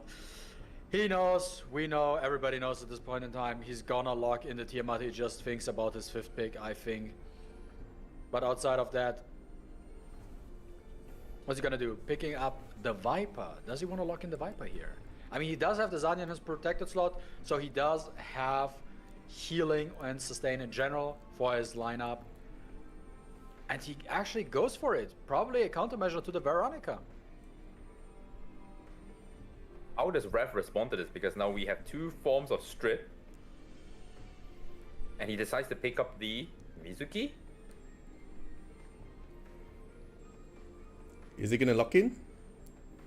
Is that what he is planning to pick up? Or he decides otherwise and picks up the Lilith instead? Tiamat. And he bans out the That's it. Tiamat as well. Yeah, because if you were to pick the Mizuki, it would tell the opponent he wants to keep the Tiamat in, but he picks up the Lilith instead, seeing that there is no form of, real cleanse really on the side of Zim. We have seen a little bit of Lilith in this tournament so far, so it's quite exciting that people actually start to use her. But I don't think her success rate overall was that convincing so far. I think she had a really good showcase overall, but she was not really that dominant so far in this tournament. Okay, we go but in. she still got banned out anyway, so it's not there will be no Lilith game, unfortunately. But we can see that this is just a bruiser mirror, and it's a matter of who can, outvalue who right now. Zim gets to turn 1 with his plume, is most likely going to S3, because why not at the end of the day? And the Doki will follow up to cleansed debuffs. And there we go, we see some procs, we see some follow-ups. The Rahu text was paid. Zim made sure that the Rahu is following up today. And there we go, Moonlit Veil from Fushu's active. I think in this tournament also shows like how oppressive Fushu actually is, right? As long as the Moonlit Veil is up with the shielding and everything, that becomes quite annoying to deal with. It becomes very annoying to deal with 100% because the second that comes up, that's when the real grind happens. Because you have to wait it out for 2 turns, and in that 2 turns can feel like an eternity because she keeps minusing her own turn meter. Especially when you don't have like a CC unit that has like a phrase, you will give inevitably your opponent a lot of turn meter boost, right? So they're not necessarily the fastest units, but thanks to the Moonlit Veil, they actually get quite some turns here. And then we got the S3 from the Viper to try to get rid of the shield. Focuses now on the Fushu, does get the follow-up from the Rahu as well as the defense break as well here. And that's the power of, Fushu, right? If you have to target her because you don't want to give healing, you don't want to give turn meter to your opponent. And so she becomes a sponge for a lot of damage. And when you pair that with Artisan, when you can see right here from the Holden, it just becomes an absolute menace. Now, what is he going to do here? Is he going to... He decides not to use the S3 to steal up the speed up. He wants to save it right now because he does not feel like he needs it. And he just want to keep it for the right moment in time. And there we go. Zim still focuses down on the Fushu. He wants to get rid of the Fushu as fast as possible because she is quite annoying to deal with.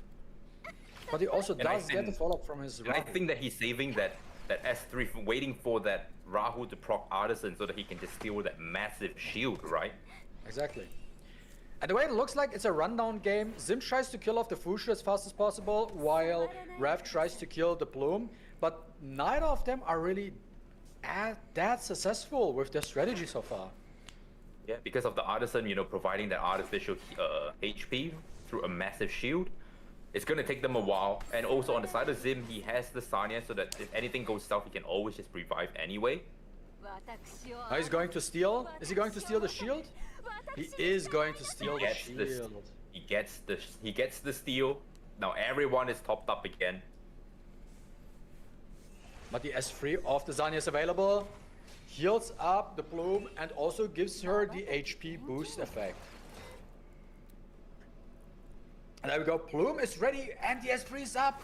this could be huge now for Zim, coming back and just pushing the initiative. Oh, but does not get the strip off the Fushu. This is dangerous. This is dangerous because the Holden is alive right now. And there we go, Viper procs in and strips off everything on Rav's side. Now this is the part where Viper becomes annoying to deal with, also because the Holden cannot kill the Plume, because the Viper says, no, I'm here, my damage mitigation effect kicks in, so I'm here to keep the Plume alive. And you can see that this Viper is just constantly, you know, stripping away, putting speed down, controlling the tempo of the match. Oh, the Rahu. There we go, Rahu. And there is the kill on the Fushu! Rahu! Rahu strikes again. The god of Rahu. this tournament. Rahu doing Rahu things over here. Unfortunately, the Holden was one turn too late to put the Artisan Shield onto the Fushu to protect her. But it is what it is. That's the nature of this game. When you get speed down by a Viper, that's what happens. And there we go. Dude, I think this Rahu is actually on crack. He follows up everything as long as he has the stacks up, right? And as well as countering too. So this Rahu actually does a lot for Zim right now. And there the Plume goes down, but Plume finally Zim goes down. has Zanya on his side, so it does not mean that the Plume cannot come back here. She definitely can. To be honest, neither player is really out of the works yet, because we still have to worry about Veronica's, you know, HP shaving and shielding, and we have, you know, tempo from the Doki giving, you know, a lot of tempo anyway. Goes for the double stack on the Zanya, does not decide to revive the Plume because he feels like, does he want to get her back, and then she gets potentially one-shotted by the Holden. So he goes to safe route and says like, nope, the Etheria effect is kicking in now, and I'm just like, nah, Rahu and Viper is good enough, I don't need the Plume anymore at this point in time. Because you don't have Fushu, so you don't have any sustain anymore. So I can just work you down now. That's all I need. And maybe that is also the better choice, because you don't spread Zanya's ability to heal and cleanse at the same time on too many units. Another assist from Rahu. And Rahu is just no, that was a counter attack. Oh, that was Rahu. counter. There we go, S3 from the Viper kicking in, stripping, applying the speed down. And the Jackal kicks in again, and the Doki is about to die here. And there's the counter, and the Doki barely hangs on. And there goes the Doki down. We have a 3v2 situation. Sim is on +1. And there's the Rahu right there, dropping the Veronica. And this is pretty much a GG on Ref's side. That's so rare looking at Rahu without any passive stack. And now it makes this sense to Rahu bring is just- back the Plume actually too, because now she can just defense break the Rahu and then he cannot do anything unless she dies here. No, Oh, she's survives on 1 HP, and the Artisan Shield goes up on the Plume. yeah. There we go. Another stack, and the Plume goes down. And the follow-up from the Rahu, and that's game. GG. Match 1, GG. And that will be one going to Zim. Rahu Oh, no. performance so far is so Oh good. no, my game crashed, guys. Oh, Actually, really. Yeah, my game crashed. Okay, we have some technical issues, chat. We're waiting for Sturby here to come back. Okay. I got out of the game and it's like fatal error. I was like, oh no. Okay. the Rahu just nuked your PC, I'm man. coming in now. The Rahu assisted and also attacked my PC. So far, Rahu win But rate it's is okay, actually we are back very high. right now. Alright, we are back. We're good. And Blue gets the pick again. Rev gets the first pick this time. And off we go. Let's go. This was definitely one of the grindier games we had today. It was this was the very first grindy match actually. Yeah, the first two matches actually went on quite fast in comparison. The real question here is, do we get to see another 2-0? Because so Blue far pre-ban, all matches has I believe. been winning from 2-0, right? Yep. And we Yeah, see Bloom pre-ban, And the Lilium pre-ban. Full shoot didn't have- first pick, very standard. We didn't have any actually full free games yet. Let's see. Okay, Zim locks in the Rahu first. He really wants to make sure that he gets the Rahu because he did so much work for him. He's like, nah, I'm not giving Rahu. He's too good right now. And the Tiamat as well. Red picks up the Lily alongside the Holden. Of course he has, because the Tiamat and the Rahu is already gone, so he has to put the Holden in the protected slot. And Zim goes with the Zanya into protected, picking her up again, and he is thinking about it. Does he want to steal a Veronica from Rev? He's thinking about it. Yeah, bringing a Veronica into a Holden is quite scary because the Holden can just constantly reset the Veronica, making her utterly useless the entire game. He chose to go with the Mizuki instead, picking an answer from Rev that can answer his Tiamat. We see the Kokadi. Kokadi getting pulled out here out of the woodwork, and the Viper last pick logging in. I think Zim's strategy for the Mizuki was just not giving Rev two bruiser options right here, just taking away, and he feels like Zanya's all he needs right now for his draft. Yeah, and he also didn't want Rev to have the chance to pick up Mizuki to answer the Tiamat, right? Let's see what we see here on both sides. Rev decides to ban off the Viper because Viper does get very annoying in the Bruiser mirror matches at the end of the day, because he constantly procs and strips and does all the shenanigans. And Zim goes for the Fushu Fushu ban because it makes absolutely sense to deny any sort of healing on Rev's side. Match 2. Okay, so it's now no starts. healer against healer all over again. Let's see which Bruiser team wins this one. We can see that Rev's side is a bit more aggressive because we have Holden, we have Veronica, we have Kokari alongside Lily, you know, assisting and supporting the aggressive agenda here. What does he plan to do here? Let's see. Resist. Instantly resets and misses. Sanya resists the reset.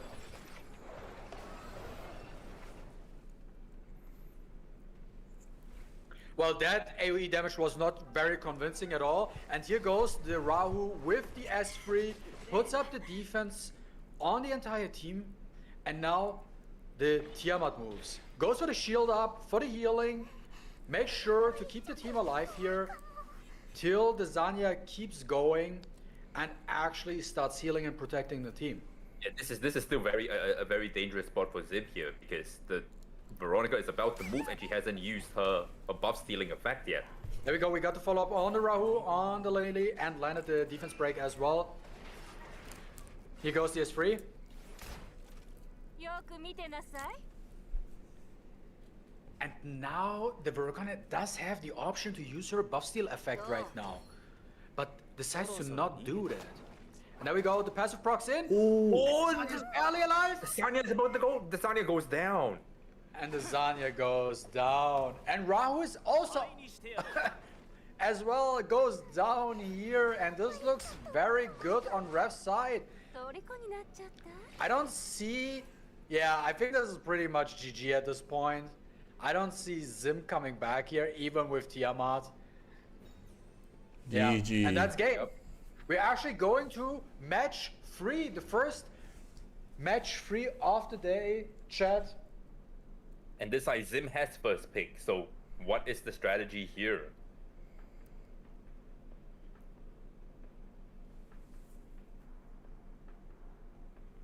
All right, and we're going into game 3, one apiece. Let's see. What is the pre-bans now? This is actually the first time Rahu did not win the match. This is the first game Rahu actually lost, yes. And Rev decides to ban the Sanya, not giving Zim the chance to play Sanya anymore. And Zim bans out the Lily. First pick Fushu on Rev's side, and you know, very standard first pick from Zim as well with the Plume first pick. But what is he going to pair up the Fushu with, because he gets pick 2 going second? He picks up the Rahu, not giving Zim the chance to play Rahu this time. How does Zim respond? He could pick out the Tiamat and the Holden right now, but does he really want to do it? But that is something he needs to consider right now. That's actually quite annoying for him because he does not have the Zani as his option right now. The Rahu is gonna get picked. So the only two options for him right now is Tiamat and Holden. Will he go for both of them? He goes for the Linglaw into the protected slot. Just to protect and give some sustain. Make sure he has a support on lock so that he can answer the draft on 4-5. But what is Ref going to pick on 3 to secure in his style of play to answer this draft? Let's see. It's very important that he took the Rahu here because the Plume first pick means that he could have gone with the Plume Rahu combo anyway. And you can see that he picks up the Doki on 3 with the Mizuki to answer the Tiamat. What was Zim lock in for his last two options here? Holden is still up in the draft, so he could get the Holden as well, denying Rev the Holden pick. Goes for the Veronica, does not want to give him Veronica as well. Kokadi Goes again. with the Kokadi, denies the Kokadi from Rev's side. Now we have Kokadi gaming here. What's going on, Captain And you Craig? can see Rev picks up the Viper, literally inversing the draft that we see previously. What's going to happen? I think that ban phase is actually not that easy, and I think they probably will take a little bit more time to really decide on what they want to remove from them, because there are a lot of different annoying things they want to remove from each side. Rev decides to go with the Plume, bans the Plume out. Zim still thinks about it. Does he want to get rid of the Fushu? Does he want to get rid of the Viper, or maybe even the Rahu? And goes for the Fushu ban. And you can No see that there healing. is a very, very, classic, match, rematch where Zim will always have a healer and Rev will never ever have a healer, and he always plays the tempo bruiser, matchup, whereas the Zim prefers to play the more sustained bruiser matchup.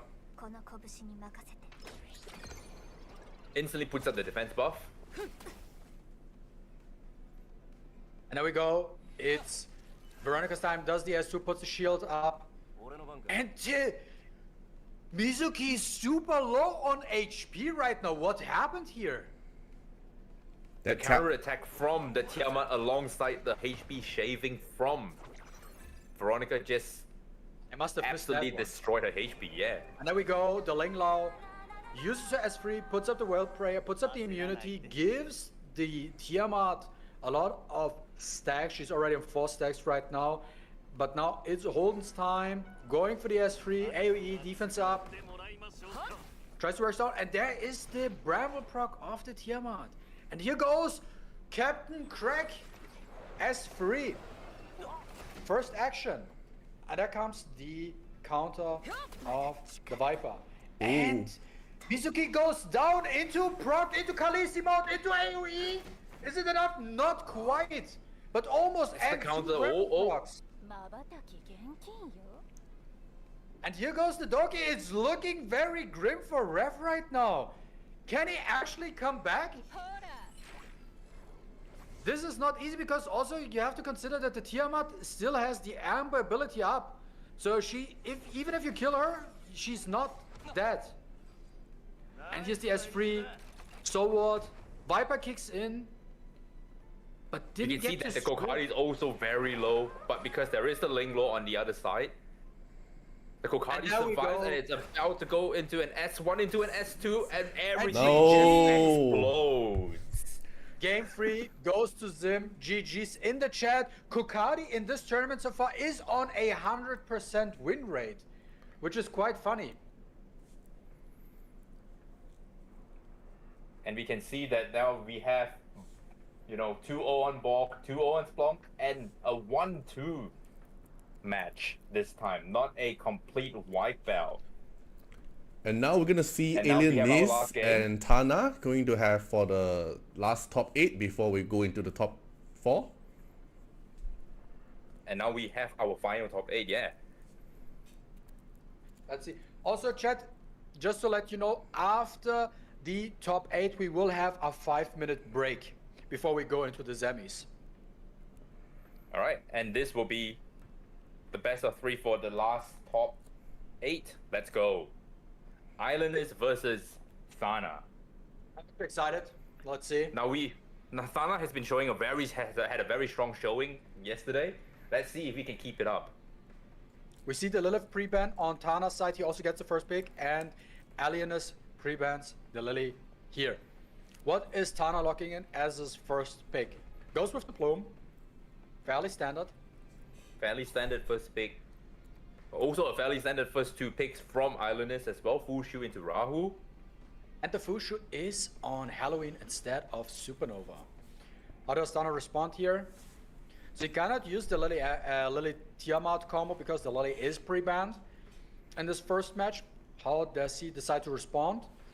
Goes for the Zanya as his potential second pick. He still thinks about it. No, and decides to go with the Holden in 2. And maybe wants to actually slot in Zanya in 3. No, it goes with the Tiamat in 3 as well. It's denying all the bruises that Islanders can choose from. Because he has the Rahu, and Tana just said, I will take the other 2. So now he has to play a more supportive role here. And, you know, right now on 3, what does he plan to lock in here is the real question. Because this is an important part for Islanders on how he wants to play this game. He decides to take the Viper on 3. But what is he going to take for, you know, another DPS? Because we can see that this Viper is on Jackal Guard. It is not on Golden Lion. He's hovering over the Veronica. He's deciding on the Veronica. And finally locks in the Veronica. Now Tana with his last 2 picks.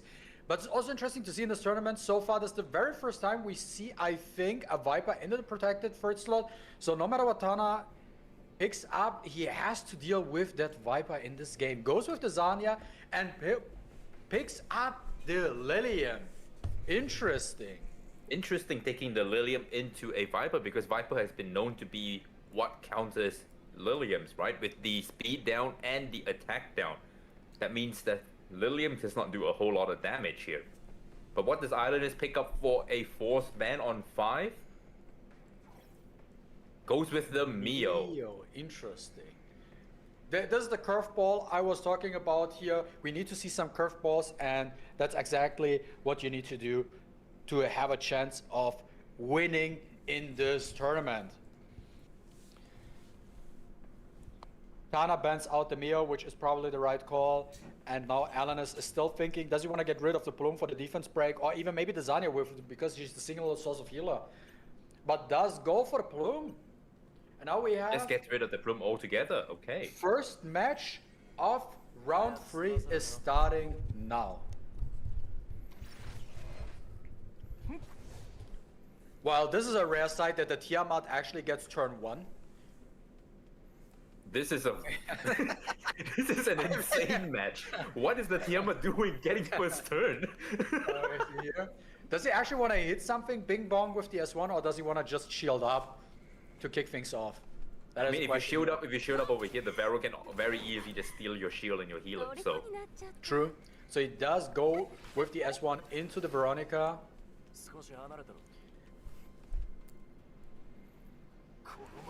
This is where he will press the S3 on the Viper, you know, putting the speed down, misses the attack down on the Lilium. Primal proc from the Holden, and now Holden, does he wanna S2? He goes for the S2, gets the reset on the Veronica, so Veronica does not have the chance on stealing any buffs from Tana's side anymore right now, and cannot apply any of the shenanigans as well. Here we go. Zanya is up, going for the S3. Who does he want to give the HP stack? He thinks about it for a second. And he chose the Tiamat at 6 stacks. She's about to proc her Khaleesi mode. And there we go, the Rahu S3, defense up with the counter. And there we go, we see the Tiamat in action. The Tiamat has already transformed. That's the first hit. But now what happens here is that the Tiamat is always going to push everything forward. And this Lilium is finally taking her very first turn. What does she plan to do here? He thinks about it. He can choose the Rahu right now because there's a defense break, and he goes for the Rahu, which is potentially the right call. Because at the end of the day, Alanis does not have Zanya on his side, so when the Rahu dies, the Rahu is dead and cannot come back. Now the Artisan goes up, a massive shield, and that Lilium is now down. Which doesn't really matter in all honesty because there's still a Sanya that can always revive her if needed. Exactly. There we go. S3 Rahu comes in. He gets the strip and the res down and attack break. Attack break doesn't really matter too much here, but does get the strip successfully. There we go. Get the heal up. 虜になって Adding stacks to the Tiamat. どう 少し離れてろ And now the Viper gets the turn, but cannot really do any much, and it really doesn't matter too much since the Tiamat is in her Khaleesi mode, so even silencing her doesn't really do anything. And And you can see that the Veronica just shot straight to the front of the turn meter bar thanks to her own passive alongside Fushu's Moonlit Veil Exactly. passive. And here Gigabyte kicks in, and Zanya is moving again, keeping up the stacks on the Tiamat, so Tiamat keeps staying in the Khaleesi mode and does not proc out of it. 焦らないで There we go, Rahu's turn. And now he's trying to identify who the threat here is. And decides to go into the healer because once the healer drops, then it's just a matter of, just surviving the onslaught between Tiamat and Holden. 俺の番か Now the Viper And we can goes for the the S3. Viper has the S3, which does not get any because he has the speed down on the there's the Holden defense and break. the Tiamat. There's the defense break now because the Holden proc the revenge, got the defense break on the Viper now. This could potentially be very, very scary for the Viper right now, as well as the defense break on the Rahu. No, but the Viper has managed to cycle out of it, having his turn now. So, and the Rahu is now on 3 stacks. That means he only has 3 more times he can counter. But he And didn't do assist. any damage because of the defense break, and here the Tiamat goes and works on the HP, but the Veronica has her skills up, goes for the HP shred, and puts Thanks to shield the up. Moonlit Veil, the Veronica was able to cycle a lot faster because of the Tiamat constantly pushing them. And so now this is a very peculiar situation for Tana. It's not looking good for his side right now. Because he's only getting turns naturally, whereas the 焦らないで side of Islandist, he's getting artificial turn meter pushes off the Moonlit Veil. Although the Full Shield is about to take her turn, and that's where There's the your Bramble proc. window of opportunity よく comes 見て in. なさいどう There we go, CDS1 working down Okay, on he the did- tried Zanya. to fish. He tried to fish for the Rahu assist here, but did not get it. First time probably, the Rahu did not follow. Oh, and that brings the Sanya down. And it's now a 2v4 situation. Tana has no form of sustain anymore. And the Tiamat is also low on HP, so her damage is not the greatest, even though the Ember is still up. And you only have the Holden on your side. 触らないでください And you There can we see go. that the Tiamat could not even break the shield from the Rahu because of the defense up, the 8 stacks of Wrath, the Artisan defense. This is not looking good for Tana right here. ど Now う he's deciding whether he wants to do more damage or he just wants to, just press the S1, gets the reset. That's the Artisan. Has the chance to reset one of the units. But the question right now for Tana is here at this point in time, does he actually think about, is it possible for him to even win this match anymore? Or does he actually take his time at this point in time and think about the second match already? How he wants to adjust in the second match, what he wants to ban or pick up to make sure that he wins あれ in the second match? Yeah, it's an interesting predicament that he is in right now because he still has one more turn or one more life from that Amber on the Tiamat, so he still has time to think and play it out. Because he might be able to just get some lucky procs here and there 焦ら That な could い also that be could a win him case. the game. There we go. S3 is up rolled. You wanna strip off the shield or not? Tana And Tana just gave decides up. to scoop and says, no, that is not winnable for him anymore. And he doesn't want to waste everybody's time at all right now and decides to scoop. And we go to match 2. Can Tana make a comeback here? Because if he Blue side here loses, has blue side is the one that's going to be first picking, so Islanders will be getting first pick. Just waiting for Islanders to get ready. But that Then we are might off not to be game a 2. bad choice.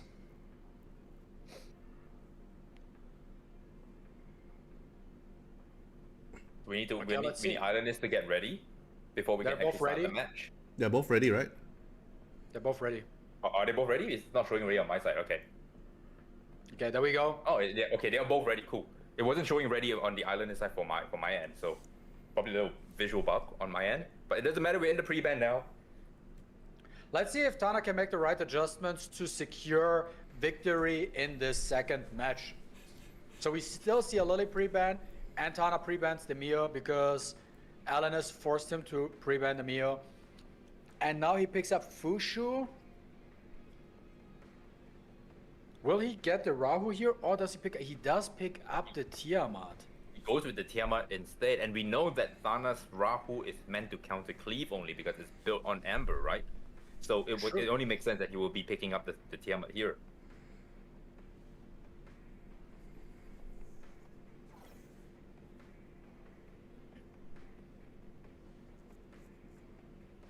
And there we go. And what is- Holden is locked in.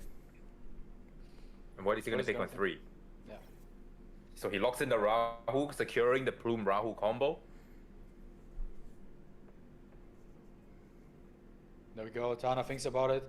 Because he wants to make sure that his third and protected slot is the right choice. Zanya is still up. Veronica is up. He locks in the Veronica. The Veronica actually gave him quite a hard time in the last match, so this could potentially be a really good choice on Tana's side here.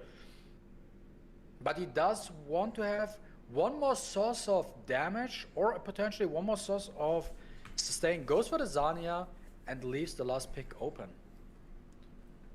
Now Thana has finally picked up his a second healer, and Island still has not finally picked up his healer, actually. We were about to say he didn't pick any healers, and now he just got his Ling along with the Lilith on 5.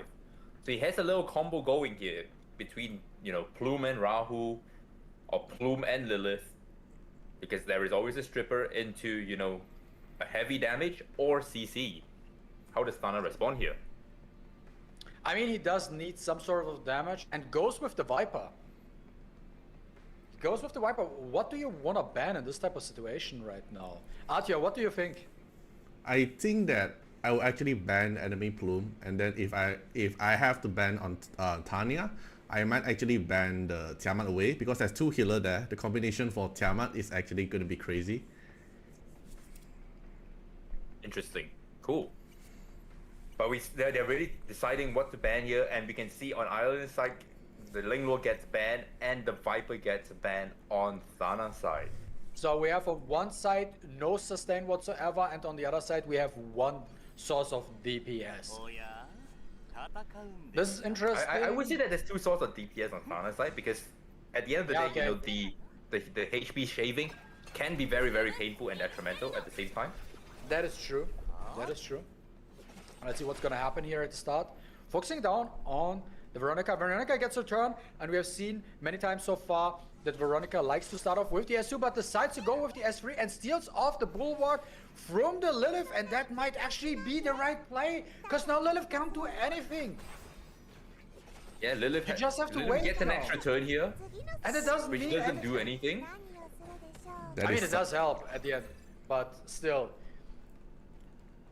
There we go. Zanya is about to S3. So this Would has I just basically back up? stalled 1 turn for Thana. He has to do something significant here to at least mitigate the Lilith stun lock that was about to happen. Fails to strip the Tiamat and the Fushu. Does get the strip on the Veronica though. And then we get the S1 on the whole. 焦らないで Holding us down 50%. And here we see the Rahu AoE. Oh, and there's the Tiamat proc. Khaleesi mode. We see a little bit of damage and the procs coming in. The Brambles Instantly kicking in. goes into Amber Ice state because the Fushu is not online yet. It's finally going online now, and she transformed way too quickly. Exactly. And finally, Fushu gets her turn to actually put Moonlit Veil up. This was a little bit too late. But still, Tana still has a chance to come back here because he does have a lot of sustain on his side. But the Lilith comes But here. now Lilith is finally going to do her thing. Yeah. I'm not sure if this was calculated to go into ice state that quickly, because Probably not. that means you are completely immune to any form of debuff, so the Lilith cannot put Graceful Mischief on the Tiamat, so when Tiamat comes out, she is free to roam. There we go, S2. And Veronica is stunned. And low on HP as well. And there goes the Veronica. And the got Veronica sniped. just goes down immediately. Oh, this is gonna be rough now for Tana here. Can he come back? This is not easy for him. Unfortunately, he did not cleanse the Graceful Mischief off the Sanya, so that Sanya's next turn is probably going to be stunned, which is not good. Questions, does he want to... Because that is also the turn he has the revive, yeah? Okay, did not get the crit on the Lilith, 見ていてください so it didn't hurt as much. は And here the Lilith, does she get Get the extra turn? He does not get the extra turn. Does not get the extra turn. Resist the stun, very nice. Now Tana has the chance to revive the Veronica, but doesn't make sense because as we can see from the turn meter right now, Holden and Plume is moving next. He goes for the revive on the Veronica. Oh, but this could be very bad for Veronica right now. Oh, she's about to... And there we see the Tiamat transformation. So he brought back the Veronica so that he can take more damage here to transform. 遺言はあるか Is he gonna Is he kill the going to Veronica? kill off the Veronica? That is a good question. I mean, it does make sense. Yep. それ And there goes the Veronica. 次のサプライズ何をするでしょう And there's the Bramble Park. And the Plume is almost dead here. And Tana tries to Oh, and finish still off. survives off that 1 HP. Can he get a Bramble Proc? There's the Bramble He Proc. gets the Bramble Proc! And knocks And off the both Lilith Lilith and and the the Plume. Plume goes down, oh no! Another Bramble And Pop! there's another one. Bramble Proc! Another Another one. And turn. now there's a big hit. Killing off Another the one! whole... Golden And goes no down as well, nothing. everything went backwards. This is the craziest comeback we have seen in this tournament so far. Holy shit! Tiamat with 2 That healers. is, Tiamat, that is bro. what I'm talking about. This is what we want to see. A curveball, some RNG in here. That Bramble from the Tiamat saved Tana's ass so hard. This looked like Tana's about to leave this tournament, not even getting out of the top 8. But now suddenly we got one proc after another proc after another proc. And then you see what happens. And Tana is The going to swing get was first crazy. pick this time, so let's take a look and see what happens here. This is going to be intense. That was a crazy comeback on Thana's side. Holy Tiamat. And that's why you have to build the Tiamat on Bramble. If you don't play on Bramble, you do something wrong, as we have seen here in this tournament so far. And you can see the Linglo pre-ban from Thana's side, the Lily pre-ban on Islander's side, Which means the meal is and very out. standard openings still. Still very standard openings, Yeah. but the Tana meal really- is free. That is true. The meal is free. He has to keep that in mind, and the slot free is open too.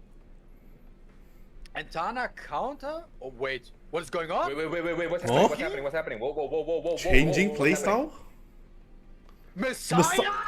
Messiah! He's Did he from- just do a 180 and went full cleave? From turn 2 What? player? What? That is Wait a purple. minute. And the thing is, I know this Messiah is a P5455 Messiah, okay? Oh This my one is god. not gonna hit like a wet noodle here. This What? is a massive curveball thrown onto Islanders. How does he respond? He goes with the Veronica on 3. Are we actually Completely getting shook. Messiah action right here? He is completely shook at the moment. Picks up the Sanya, very standard. You know, you need more, more healing because you can't get rid of the Messiah now, and you have to answer Messiah. I hope Tana chooses wisely with his slot. free, Double has no pump? Yeah, double Okay. pump strat is Double active pump right here. now. with the Beyontin, but the fifth pick has to kill it. And goes with the Mari on his... That is interesting. That's actually not bad. That's actually Yeah, because not the link bad. roll is pre-ban here. That means now he's forcing the last ban, whatever that comes out to, you know, answers easy, Yeah. he is getting rid of it immediately. Oh my god. But the question is, what do you want to get rid of here? I think there is one really good ban choice here for Tana. Let's see if he wants to do it. Because they're both thinking about it. Now Because now, Elenis thinks yeah. about, okay, well, what do I deny here in this type of situation? And Tana thinks, oh, what is the biggest threat? And it is the Tiamat. I think this is for Tana's play the right choice. Tiamat is the most annoying part in this because there's not that much damage on Elenis' side. And then we see the Tsuki ban. I don't think this was potentially the best choice because the Mori is up as well. This could be a really fast one. Let's see what's gonna happen here. I'm super excited. Wow. Crazy. Okay, let's see. Does this strategy work for Tana? This is the biggest curveball in this tournament so far. The Veronica Let's is see if it very plays slow. out. The Veronica is very slow. The Veronica is very slow. So this could work. There is the attack buff with the Mari. The Mari provides a natural 30% attack buff. Don't forget about that. We're All entering three? And there we go. Oh, but the Veronica Veronica- cuts is in. going to go up. But it doesn't matter because the Mari moves next. Even with the Soul Ward, he cannot one-shot potentially. But still, it doesn't matter because the Mari can't full CC the team. So you Does just he need get? to Does he cycle get 4 once. CCs here? Does he get 4 CCs here? Nice. He gets it full all. CC. And now Push. S2 is coming up. Push Messiah up. Is he's going for the deciding whether he S3 wants to for get the crit damage buff. He's deciding if he wants to get the crit I damage think- buff. Okay. I'm not sure. I don't like this. I think the Messiah right now getting a Messiah S3 out first would have been a better choice because the Plume is about to follow up and could have Oh, just the wiped it damage! entirely. And Doesn't there matter. He goes- gets one That's shot it. everything. GG. Oh my. Messiah wins his first match. Messiah wins his first match, guys. The first GG, time. Messiah wins his first game, not getting, you know, It's not 0% win rate. Rahu. This is how you play Messiah, not this weak shit stuff like that. Revelation. No, you have to really draft him correctly and play him correctly, and then he can win you matches if you know what you're doing.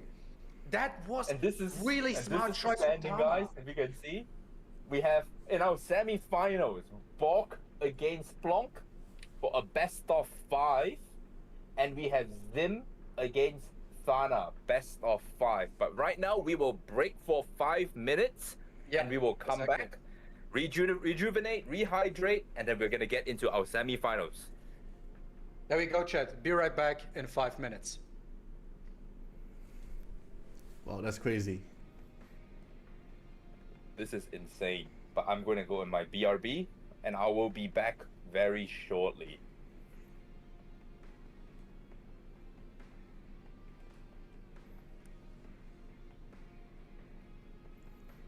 Messiah still king of clave, yes, for sure. Just that it's hard to draft a Messiah build.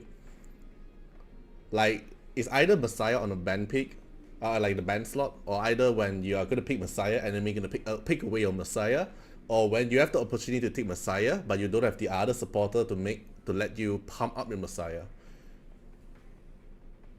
So that moment is actually unpredictable, cause especially when Tana is actually playing like turn 2, and then suddenly just go into turn 1, and then just outspeeding the enemy. Well, cause he's actually playing turn 2 the enemy, cause they also didn't try to outspeed it, and then also successfully dispel all the immunity from the enemy. Then Mari successfully land all the purification. Like everything the RNG needs to actually land in order to make that happen. Like imagine that you actually fail to dispel the immunity, and then Mari fails to apply the stone, and then Fuchiu put up the shield, Sanya does the thing, Veronica does the thing, then it's actually tough for Messiah to cleave. Like all the RNG needs to line up accordingly to actually make that happen. That's actually very good.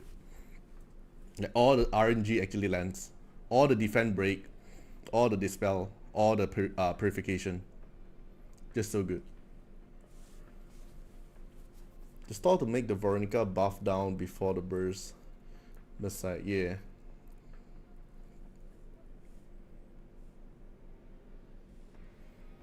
Like if Veronica immunity didn't go off, and then actually spread the immunity for the rest of the team, then Mari cannot stone them. Then it's actually gonna be very tough. Because Mari's stone makes Fuchu not able to put up the shield and also all the heals. That's why Messiah can actually do damage to them. And also because Plume actually lands the Dispel plus defend down at the same time. The RNG layer is actually pretty tough. But it did happen.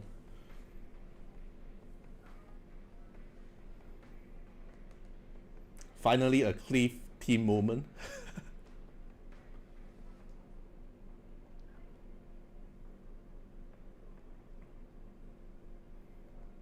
Chat, among the top 4 players now, who are your winning bet? Like now the top 4 we have like Bob, Splunk, Zim and Tana. Who do you guys think will actually go to the top 2?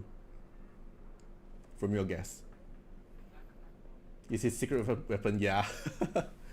Against Bruiser don't need much. Yes, correct. Just that Elenis, he also have fast unit, right? He's just that he did not pick it at the end. It's just like trying to just tank down the damage with Veronica and also trying to like spread all this like shield, full shield, all this thing. But just the Dispel actually lands, the defend down actually lands. Yeah, it's a very good moment, and also the control as well. Cause like you see some Bruiser player, right? They actually build a specific one unit to be very fast, like just slot in everything their fastest into one unit and force you to ban it. There's moment like this, or like put in some supporter with Ripper Stab, something like that. They can turn meter push and cuts you in. I do met some moment when I'm fighting RTA. There's some they're trying to put some other faster unit to cut you off or want you to ban him.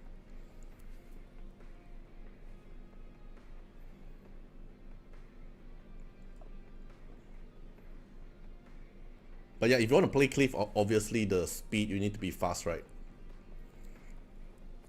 If you're not even fast, then Cleave is not the thing.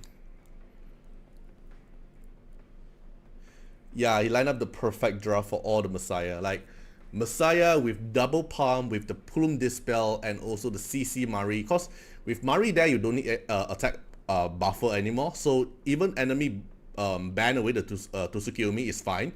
You just lack of one double pump, but you have Mari as the natural attack buffer and also CC as well. That's also one of the draft I actually play in RTA as well. It's actually very, very good.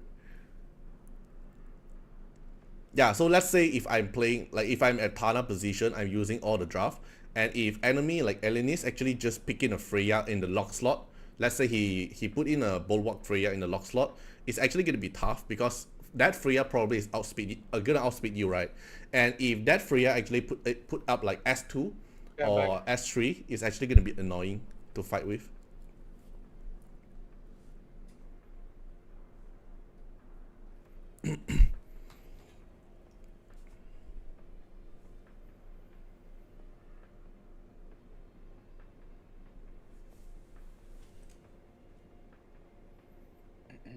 Oh.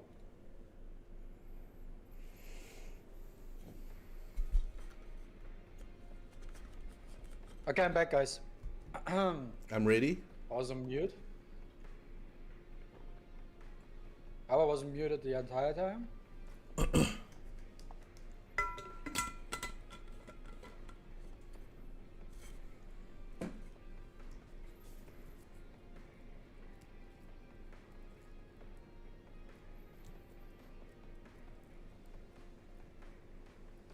Question to my chat. I wasn't muted the last 20 minutes or something, right? Hopefully.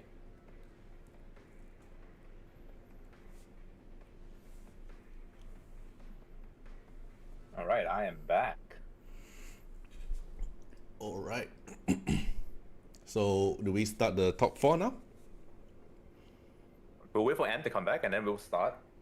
M is back, right? M, are you there? Okay, we are all there. We are all there. All right. Okay, so there we go. Our top 8 ended, and then it's officially done. So huge congrats to the top 4 because the moment you reach top 4, you're secure with the prize pool already. No matter you win, no matter you lose or not, you will still get a guaranteed prize pool. So it's congratulations for everyone to actually reach the top 4. You actually fought through some of the best tournament to get here. So next up is going to be the top 4 semi-final. But same thing, the format is just going to be best of 3. It's not going to be best of 5. So players still have a But bit. it's best of 5. No, it's best of 3, right? It's best of 5, right? No, it's best of 5. Best Semi-finals of is 5. best of I mean, it's finals best to of- finals, it's yeah. best- No, it's best of 5 from here on out. I saw from the draft Yeah. is No, it's best of 5. best of 5. All right. Alright, so now it's gonna be best of 5 instead of best of 3, and now we're going through in the semi-final. All right, so Sturby and M. Let's Okay, go. and now we have Bob against Splunk. Best of 5, random first pick for the first match. Let's go into the semifinals. Let's kick things off with Bob and Splunk. Now the good thing about this is that they have time to see what the opponent has played in the best of 3. So if they've been taking notes, this is a good time to, utilize whatever you have note taken to try to win yourself into the finals. And both of them decides to pre-ban Veronica. Interesting rematch. We do have a Bruiser mirror match right here, right there.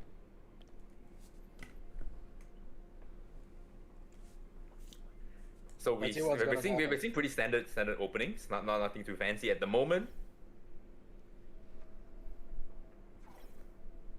Oh, wow, okay, goes in with the Tiamat Born first 2 picks, giving up the Rahu for Splunk. And you Okay, see the Mio on 3, that is a very fast meal. showing that is going to be his tempo, yeah, and it's an extremely fast Mio. And Bok goes with the Doki on 3 with the Ninfornia, giving the attack buff and Rhyme Bloom, plus, the cleanse and the health equalization for Tiamat, and Born as a fantastic support. You see Splunk goes in with the Heinrich on 4, denying all the buffs, alongside the full shield for his healer. What is Splunk Let's going to see. take here on 5? Kind of interesting draft we have so far here. Very blue heavy on box side. And you see, the good And- thing about it all is that, you are playing a best of 5, so you can, give up a game just to feel your opponent out. Exactly. So we do have a little bit of variety in here. And we find the Born goes through. Born with Ninfornia. And Splunk plays like a hybrid style here, having CC and Bruiser in his loadout. And also we're seeing Ninfonia for the first time in this tournament. これは予想外です Ooh, And the counter you go. attack from that Tiamat is putting that Mio in danger already. Here's the Plume, goes for the S3, puts up the defense break and the weakness on all of them. And the follow up with Heinrich is coming in, S3, putting last words debuff, working down, applies all the debuffs in the world. And there we go, Fushu moves next, goes with the healing and the Moonlit Veil. And the interesting thing here to note is that this Doki is on Codex, which means he cannot get rid of that. And actually That Mio buff cut block. in and put the Ooh. freeze, which is very important right now. the Brock But there we go. S3 from the Born. Does not kill the Mio. The Mio barely survived. There's like 2% HP left on her. And now the wound is on the Tiamat. The Tiamat is in massive trouble at the moment. And we know that this Mio has, insane accuracy. There we go, there's the proc, but no healing for the Tiamat. The Tiamat is going down now. And it's looking very rough on Bog's side for match 1. There we go, S2 Fushu focusing the Born, getting the heal on the Mio, gets the S1 freeze on the We Born know that with the this Jackal. S1 on the Mio has always hit at this point in time. So this Mio is absolutely scary. Now it's time for the Doki to actually cast her S3 up. There's no freeze, so it does work out. But here, Mio moves again, uses the S3 this time, pushes back Box team, and there we go. S3 Plume is ready once again to apply the defense break and the weakness effect. And he's really hard focusing the ball, and the ball goes down! And yeah, I think that's game. That is so Match fast. one goes to Splunk. But that's fine. I think now we can see that, Bok has first pick over here. And so let's see how Bok answers Splunk in this game too, because you can always give up the first game just to feel your opponent out, see how they play, and then get back into the game. There's always that comeback factor with a best of 5. Let's see how Bok adjusts in match 2. So he actually gets the win here this time. Okay. So we see the Mio pre-ban. Mio is finally pre-banned on Bok's side, so Splunk can't get to play with Mio. That means that Splunk is going to change up his game plan a little bit because he's always picked Mio on 3. There we go, he So- goes with the Fushu. Standard openings right now from both players, not showing their cards. And we saw what happened with Tana, starting with, Plume first pick and then going into Cleave. Yeah, that could be also an option that is up for Bok right now. Right? We never know in this type of situation. But Splunk really thinks about it right now. What does he want to slot in? Gets the Rahu into his second pick. Playing it safe, not giving your opponent, the Plume Rahu combo. But how does Bok respond? He takes up the Tiamat on 2 and probably locks in a healer on 3. Let's see what's going to happen here. Picks up the Sarnia on 3, guaranteeing himself, some form of sustain and revive. The question is, how will Splunk respond here? The Mio got pre-banned, so this is not up for option right now. Is he going to use Heinrich this time again? No, he's going for the Doki, picking away the Doki from Bok right here. Goes for the Amber Holden for his 4th pick. Very interesting that he used the Doki on 3 there, because you can see how Splunk drafts. His on 3 is always his tempo giver. Whether it's Mio and whether it's Doki, it's always some kind of, tempo provider. I think Splunk's strategy could also be here to lock in a CC unit in his 5th pick, because with the Doki as protected slot and the 5th pick being open right now, he doesn't give Bok a chance to respond with any sort of anti-CC mechanics. But you can see There that we Bok go. just picks up the Born and the Kokardi, denying Interesting. all answers to Kokardi in the form of bruises. And you can what's see Splunk Splunk does not have much damage going on here to get the Kokardi. does lock in the Viper, and we see the Plume ban. Keep in mind, chat and everybody, so far in this tournament, Kokadi has a 100% win rate.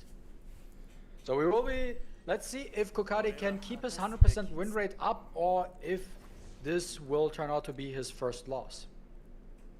There we go. Doki gets turn 1 advantage, obviously, should be the case when you draft her. Boosts up the team, Fushu's moving, puts up the Moonlit Veil, and Holden and Rahu are about to move in this type of situation.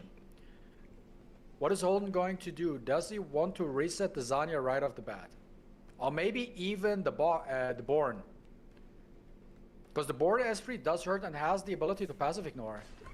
Let's see what he's going to do. No, instead he goes for the S3, puts the attack break on the Born and the Kokari, which also makes a lot of sense in this type of scenario here, because Bok is using attack scaling bruiser units. 自分の影にはご注意 We see that the Sanya did not get rid of the attack down, which is not good for for Bok. No, oh, there's the defense break on the Born right now, and Rahu is hitting, but it wasn't that much damage. そろそろ逃げた方 Just a little bit. I expect a little bit more, but no, here is the Kokari moving, doing a little bit of chip damage at this point, because he's also attack broken right now. So don't expect that much damage coming in from the Kokari. The Kokari is more or less just there to be annoying. And you can see that both the Holden and the Rahu have already used their AoE, so there is no more, you know, form of interaction with Kokadi at the moment. So Kokadi has time to ramp up. 準備できました Okay, let's see what's gonna happen here. Healing And now we back know the up. Mullet Veil is up already. So everything you do, right now the Kokadi is going to push everyone. It depends on where he wants to put the S1, because the S2 will push everybody. Holden's moving next. You can see that he's already on 1 turn cooldown. That means next turn he's going to have all of his skills ready and available. Splunk And is now he's just focusing trying to the- work down his units so that he can get to Kokadi. Yeah. As Splunk is focusing the Born right now, he really wants to get rid of the Born. Doesn't want to deal with him right now because he can also get annoying. And also it's the easiest option for him just to get rid of the battlefield right now, right? Because he also has to be quite fast because there's the Kokadi on the battlefield. He can become annoying because he does not have a source of CC to deal with him right now. He cannot target him as well. And there we go. Fushu's coming in with the S2, healing back up. And here's the Holden. Will he go? Holden again with the S3 ready.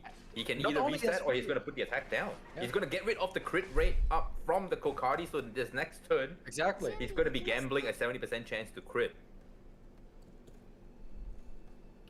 Which is But very Zanya's dangerous because here. he needs to get the crit in order to, you know, proc his Calamity Flame.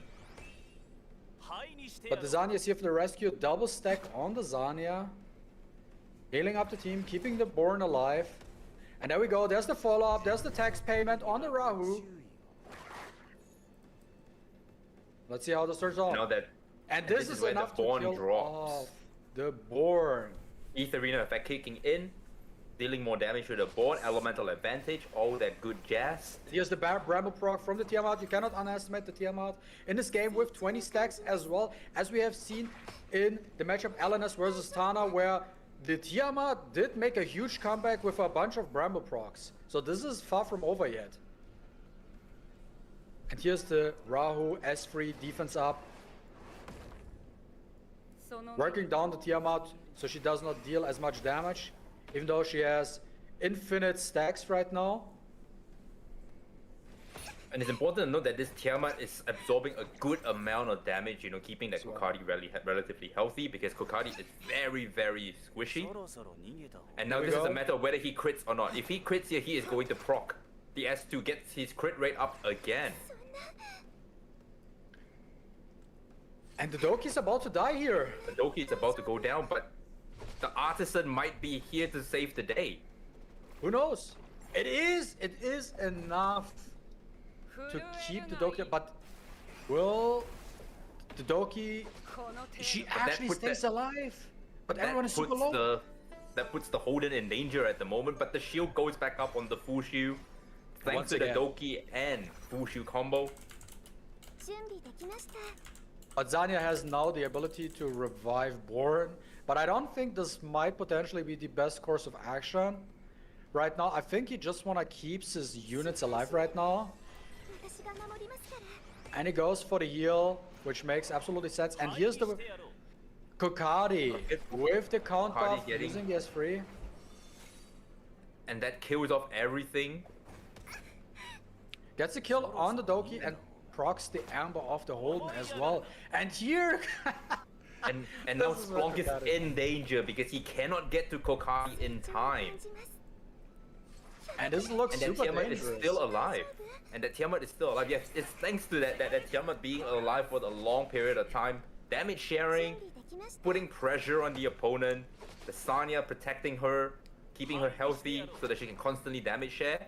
And you There see we that there was no go. chance for the Splunk to get to Kokadi, and Kokadi takes the game. GG's. Match 2 goes to Bog. Kokadi keeps his 100% win rate up in this tournament so far. And now Splunk has the chance to get the first pick. Let's see what happens here. Game 3.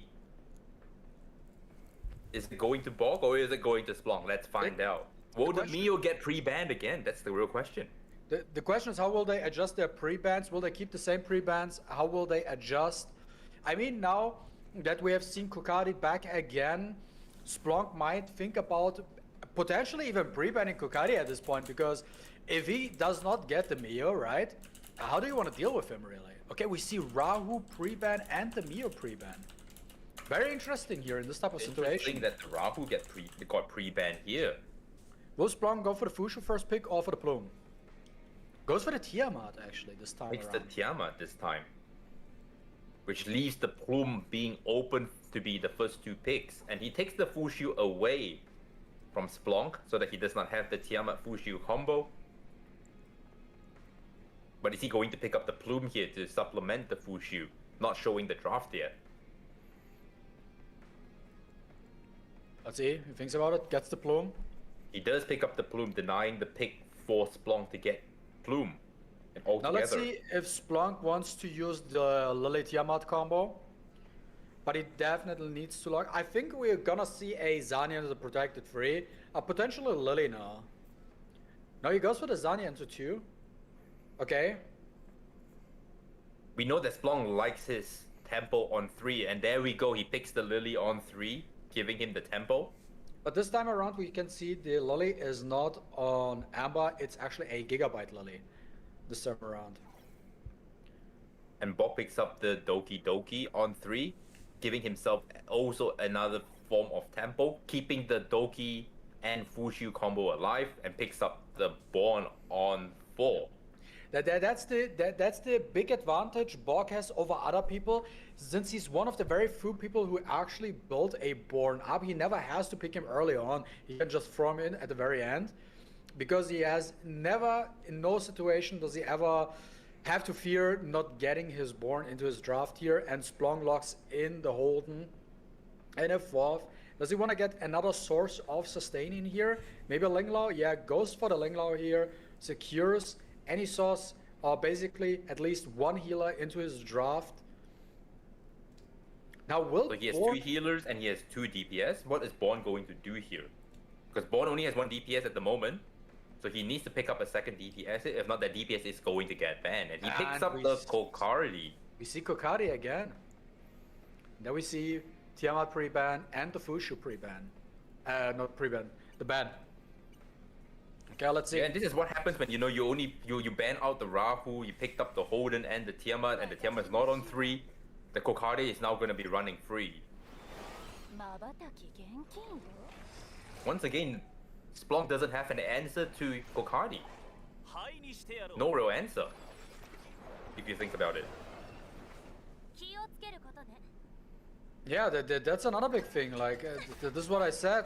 He might want to Ooh, like guys, pre-ban the Kokari. This is going to be crazy here because there's going to be defense breaks. If he doesn't cleanse all the defense breaks, that Born is going to do massive damage. Yeah, he will be able to do so because the entire team is gonna move. And we also have the Zanya here. The Zanya is going to cleanse the defense break of the Holden. I'd be surprised if she does not cleanse the defense break here. Yeah, That was exactly. very scary because if you think about it, if all of them did not have Gigabyte, There we go. they were very, very much in trouble here. Will he go for the S3 right now? Just apply the... No, he goes for the S2 on the Doki Doki. It makes sense. Wants to reset her, so she cannot just cycle more turns. 片付けるわよ。 And On that Bob's was a side? good amount of damage done onto the Lily and the Holden. A bit more damage on the Lily because of the Tiger Yin. But you can see that Kokardi is moving next. And he has his Calamity Flame up this turn. And now Captain Crack is about to move. そろそろ逃げた方が And we can very much see a Lily dead right now. There we go. There goes the Lily. うわ気持ちいい。 Kokadi is so And strong. back up.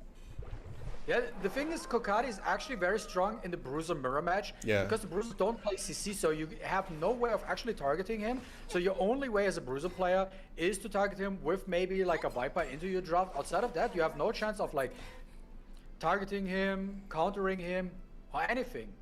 So you have to be fast. さっさと始めましょう。 That's one of the And the reason thing why is he that, you know, picked it. Bob would have- Yep. Yeah, go. That's one of the You reason think? why he picked up Doki, because Kokadi actually needs a lot of perimeter push to rotate his turn faster. So Doki pick is actually very nice as well. Exactly. And now we see the proc and the plume is going down. I think Splunk still has a very good chance right now to win it because he has so much sustain on his side, but Borg does not have anything, right? He does have the Kokari, he does have the Doki and the Born, but there's no healing. So I think this is a match that is really against the clock, right? Who can work the other player down the fastest? And there goes down the Lily a second time. That was the clock that Borg was presenting to Splunk. If he can get to Kokari early, he wins the game. If he can't get to Kokari in time, then it's game over. And the fact that, you know, the Born now has his S3 up passive ignore, that Ling is about to take a massive damage because of the Tiger Yin, Big hit. instantly goes down. That was huge. Kokadi again. Borg is trying On to the secure his S3? comeback. And here's the S3 from the Kokari. Does he get the passive proc? I'm not sure if it's active. No, right he does now. not. He does It's not. Not this turn. Next turn he's getting it, and he will be on 14 stacks, so it's going to do a lot of damage. He's going to I take think his turn Kokari is soon. already at 13 stacks right now. Also, very good mentioning from Alex in the chat. He says, Doki is an interesting response to CC when you draft Kokari into your lineup. So he does not get CC'd at all. So he keeps being untargeted.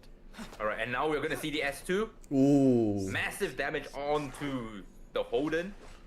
And the Holden is on Amber, so there is a second chance to come Nah, back, this- but this I don't is- think it's enough. I do not think it's enough. Still, true, the Amber's still active, but I don't think it is enough. In this type of Oh, situation. and the passive ignore is up, and this is just going to cleave through And- Ice Blade. The Tiger Yin as well is also up here. GG's. And the less units you have into your draft, the stronger Born's S3 becomes.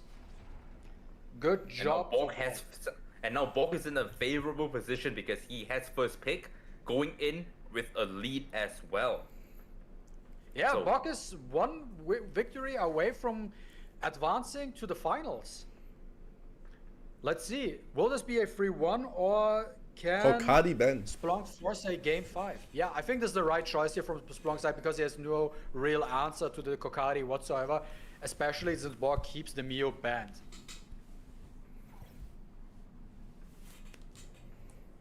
Okay, Borg picks up the Tiamat on first pick. Now there's no Kokari to think about, and Kokari has already had a 100% win rate against bruisers. So let's Exactly. see what happens here. How is Plume Borg going and- to adjust? Fushu, picking away from Borg. I think also Plume did a lot of work in these past couple of games. So he wants to make sure Plume that, is such an enabler. Plume is a massive enabler. but he really needs his damage to come in now.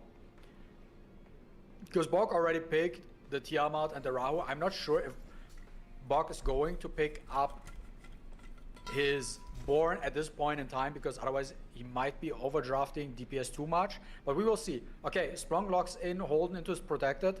So this will be his main source of damage. This Borg just needs to play a little bit safer here. He's already one win away. He just needs to secure this win. And Splunk picks the Heinrich, and we see Aya! Aya is coming returns in. into this tournament. First time we will see Aya today. And Lillian. Aya is on Reaper steps as well, so that is a form of tempo because she's gonna get pushed, and then she's gonna push the entire team, and the entire team's gonna take the initiative. How is Splunk gonna respond? He's thinking about it. I think he needs... He locks in the Messiah? Now I'm kind of confused here. I actually expected a Linglao, right? Because Fushu is the only source of sustain on Splunk's side. He did ban the Tiamat, which potentially is the right call. But what will Borg decide to ban? He gets rid of one of the DPS so that, you know, he can... One of the DPS is already relatively squishy, so the Messiah can, you know, get some value out of it. There is no strip from Borg's Yeah, side. exactly, So exactly. So he could get some value out of that Law Messiah. Keep in mind, a Law Messiah does not hit as hard, but he could potentially become very annoying in this type of situation, especially if you cannot deal with his invincibility. 私がみんなを守る So he's taking the entire initiative here, which I'm not sure if that is a good idea, unless, you know, you can get rid of the Heinrich immediately, which is very probable. Oh, Tiger Yin The target. Tiger Yin goes into the Fushu. Immediately the Fushu. No, this is actually a very good target. for Lillian because she's also on Tiger, and so I expect her to deal a lot of damage right here, right there. And the Fusho's almost dead. And here goes the Heinrich from Splunk, stripping off the buffs. Now the Reaper Steps kicks in from the Aya, and the Rao is moving, using his S3. No, he does not use the S3 and kills off the Fushu. Now he does.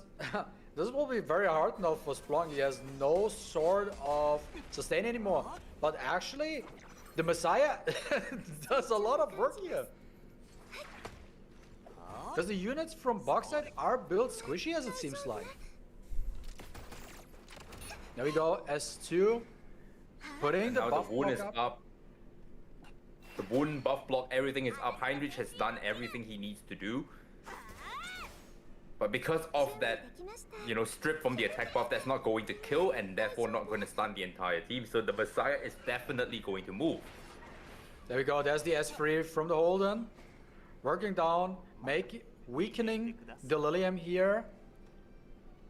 And now I don't think it's worth necessarily to use the S3 of the Rao right now because you're buff blocked. So you have to wait it out for now. And he's just trying to... Did not get the Rahu proc. Now this is the chance for Splunk to kill off either the Lilium or the Aya. And to keep the invincibility buff on the Messiah as well, right? Because once potentially the invincibility runs out, the Messiah becomes quite squishy in this type of situation. Focuses the Zania. I don't think this is the right call. I think this was a misplay. Why he I did think not he went down into the Sanya because the Sanya is wounded. And if Sanya heals herself, then that means the Aya and the Lilium is going to be weak as well. See? He did get the cleanse on the wound though and still healed the Zania as well. And this is going to take down the Lilium. And there we go. Lilium goes down with the hold. But because the Aya is alive still, the Aya is still going to do her thing. And let's see how this turns out. This could go either way right now. It's not as And clear. now the defense buff is going up. And that did a lot of damage onto that Messiah. The Messiah is not surviving this turn. Yeah, not at all. And he was also lucky that the Rahu did not Bramble proc as well, right? Because that could have been the death for the Messiah right off the get-go. And now he's fishing for the counter and he gets the assist. And there we are. And that is game. And That is Bob game. wins. That is actually very good. Advances to the finals. Well, Rahu has a really great showcase so far in this tournament, as well as Kokari. Yeah, the two very, very important strong bruises. picks. One is defense scaling, one is attack scaling, and we can see how, you know, Kokari has started to shake the meta up a little bit here, punishing you if you go too heavy into, you know, single targets. And that's what we like to see here. But moving on to our second semi-finals, we have Zim against Tana. This will be also an interesting matchup. We've seen great performances from both players so far. Let's see what strategies they choose this time around. And Tana definitely had the most hype moment in this tournament so far, going completely unexpected from Bruiser draft into a Cleave. Yeah, and so that gives Zim a lot to think about, because what do you ban, right? And You that is instantly banned out the Messiah. And there's instantly the Messiah pre-ban, because there's also a lot of mental psychology behind all this, right? So you showed off the Messiah, so no, he's scared of the Messiah and chooses to pre-ban the Messiah instead of, let's say, the Lily, for example. Opens up the door for Tana to draft his Lily Tiamat combo. Yeah, he forces Tana now to play Bruiser because the Messiah is now banned, but who knows, there might be another curveball that Tana might just throw to Zim.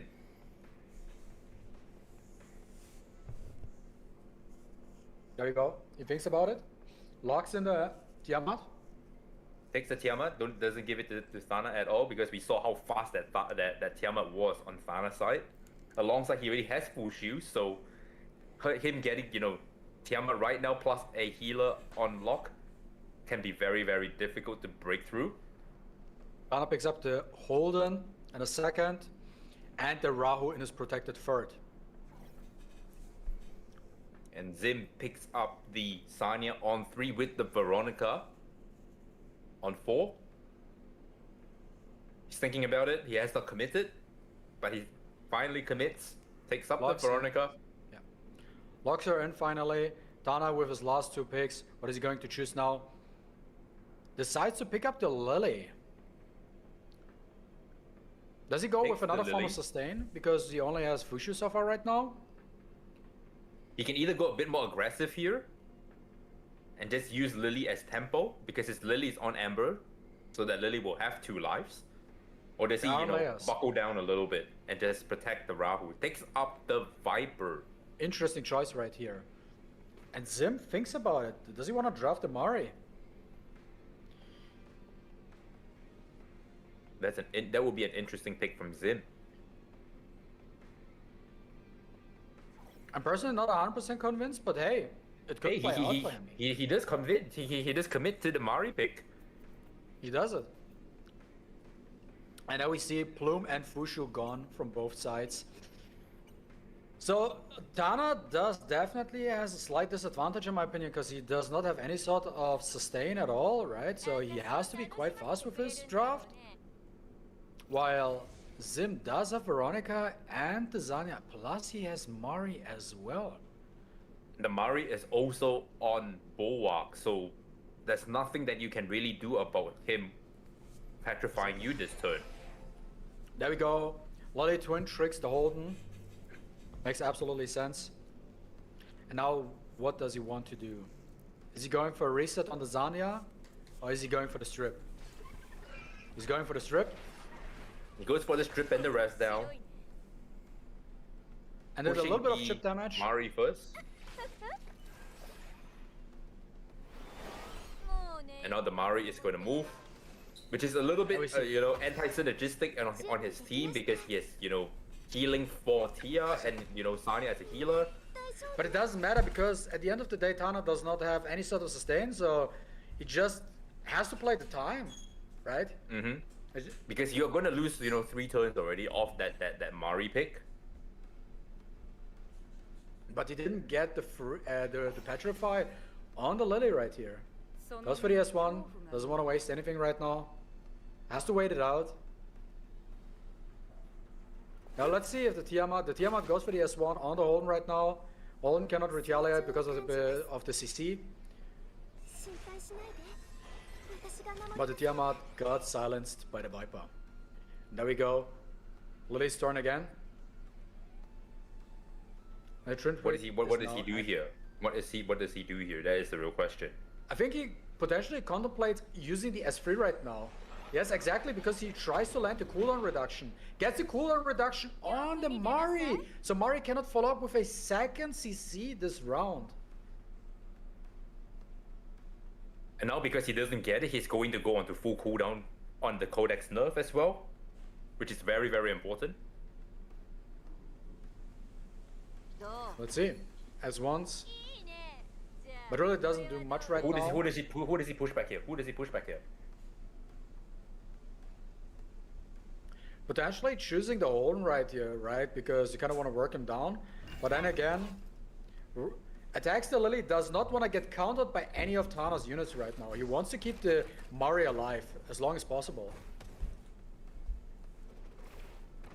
There we go, there's the Artisan Tana proc. managed to survive, gets the Artisan proc. That's very, very important for survival at the moment. And the turn, the S2 is active right now, so he can choose to hit the Mari with the S2 right now to fully reset her. No, goes for the Veronica instead. But gets the reset. And the pushback as And now well. defense up is coming up too. On the Rahu. There we go. That is what, and there's the Khaleesi mode. Procking. Does it hurt? Rahu barely alive, but the Rahu is on Amber, so even if he goes down, he will come back. And now Well, let's he's see what's gonna spreading happen. the damage out a little bit. But what is Tana going to respond here? Is he going to just try to work down a unit, or You could potentially see a S2 here just to speed buff his entire team.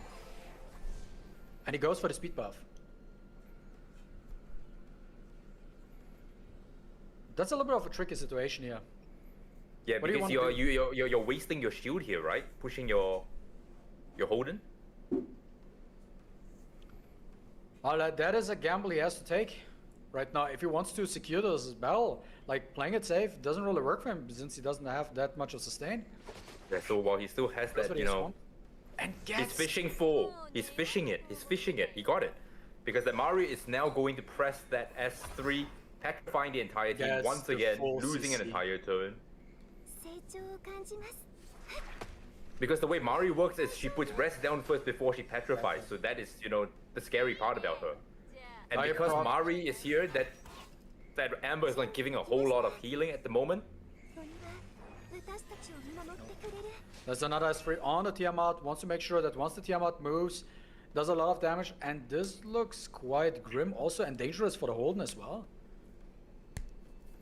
Because that could potentially, the Tiamat could potentially just one-shot the Holden at this point in time. Oh no, when but there is Tiamat moves. also the When Viper. Tiamat moves, the whole team is going to get one-shotted, in my opinion. Oh, Oh, no, the there's the- Artisan goes up. Alright, thank God. That comes in clutch. That really comes in clutch right now. Goes for the S3. Hitting everybody. Working them down. And here's the Viper. What does he decide to attack? Does he wanna... Yeah, he does attack. The Tiamat, but there's the Proc coming in. And there's the golden line He's stack. making that Tiamat go very low on HP so that she doesn't hit hard enough. But it was enough to kill the Rahu before he even came back. That is really bad for Tana right now. And there we go, S1 follow up, and there is the proc on the Tiamat. And now Tana thinks about who does he want to skill reset, right? Maybe checking currently the skill situation on the units right now. Goes for the S1 and kills off the Mari. Interesting choice right here. I think this is not a bad 大丈夫 idea Not a at bad all. play at all. He's holding off that S2 so that he can constantly keep the Veronica in check. Yeah. And the Because Mari has keeping off shown... NPC at this moment will just kill him on the spot. Yeah. And the Mari has shown to be very, very annoying, and he does not want to get CC'd right now.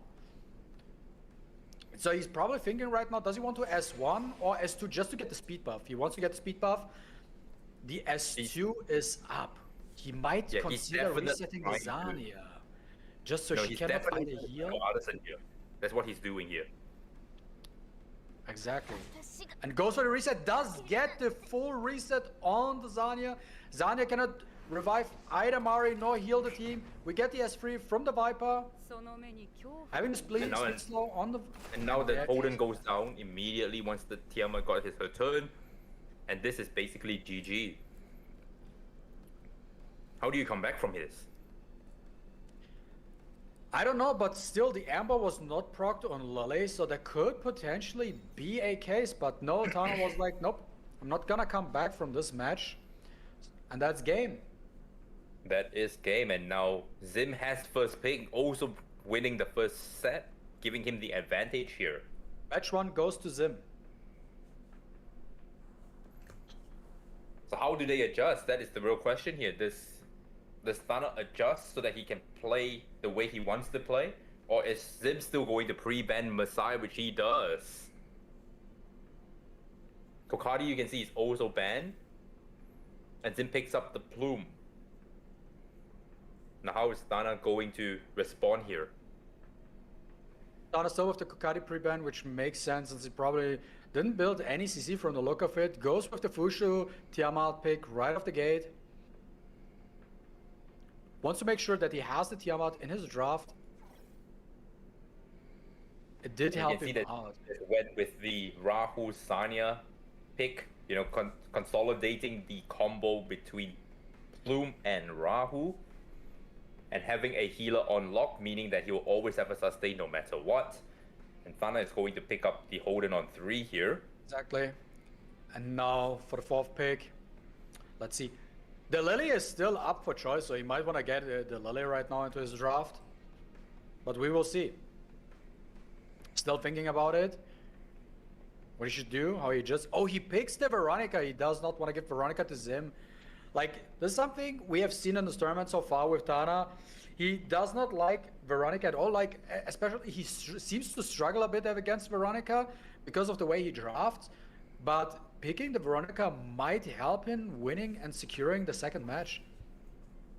Yeah, and you can see that Zim just picks up the Lily and Lilith from the Lee family, securing the tempo, securing CC in the form of Plume Lilith.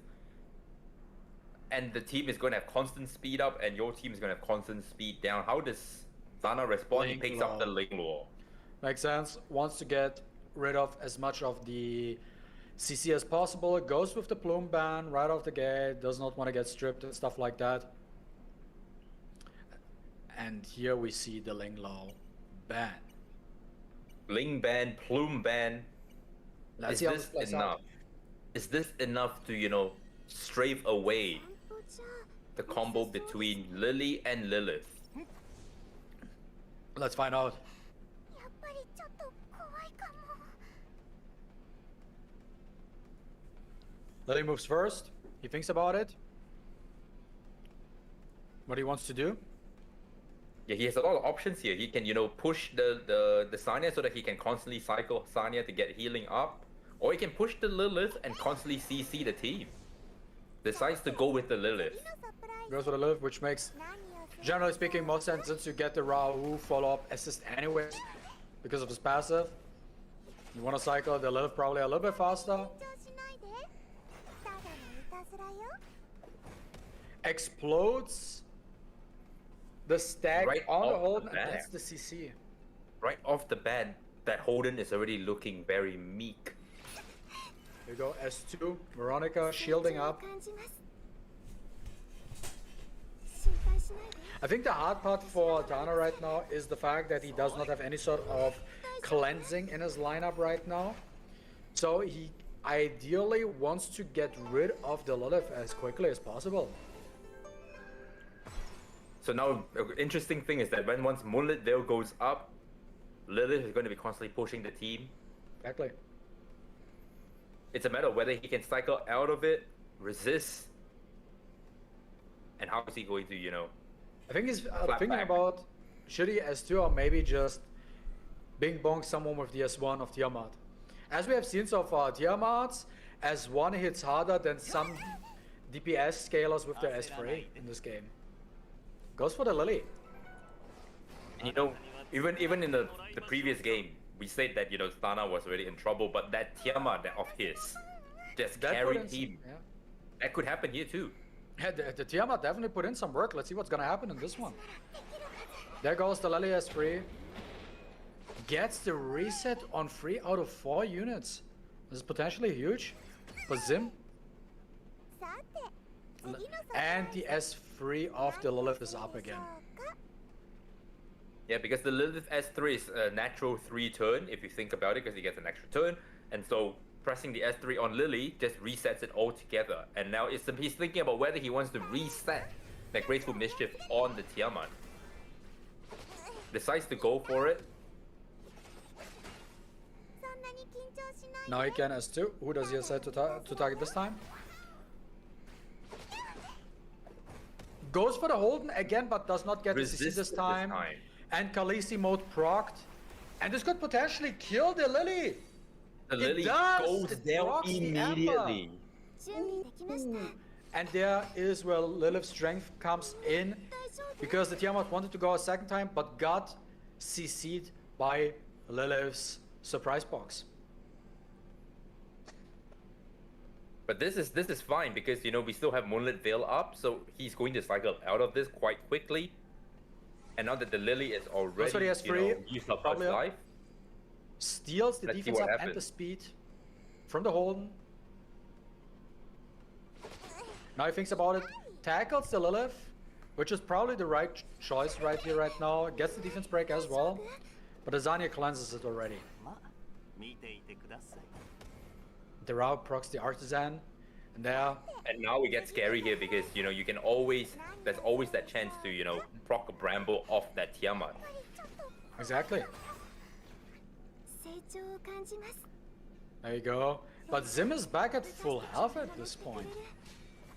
それみんな大丈夫？ This is a little bit of more of a grindier game. That stun was very, very important over there.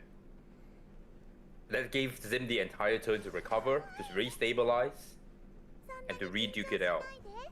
And now let's see if he gets the extra turn. He does not proc the extra turn here. Tiamat is about to move now. She will hurt for sure. And there we go. And that Lily took so much damage. But the And S2 is available at the moment. He can push up that Lilith.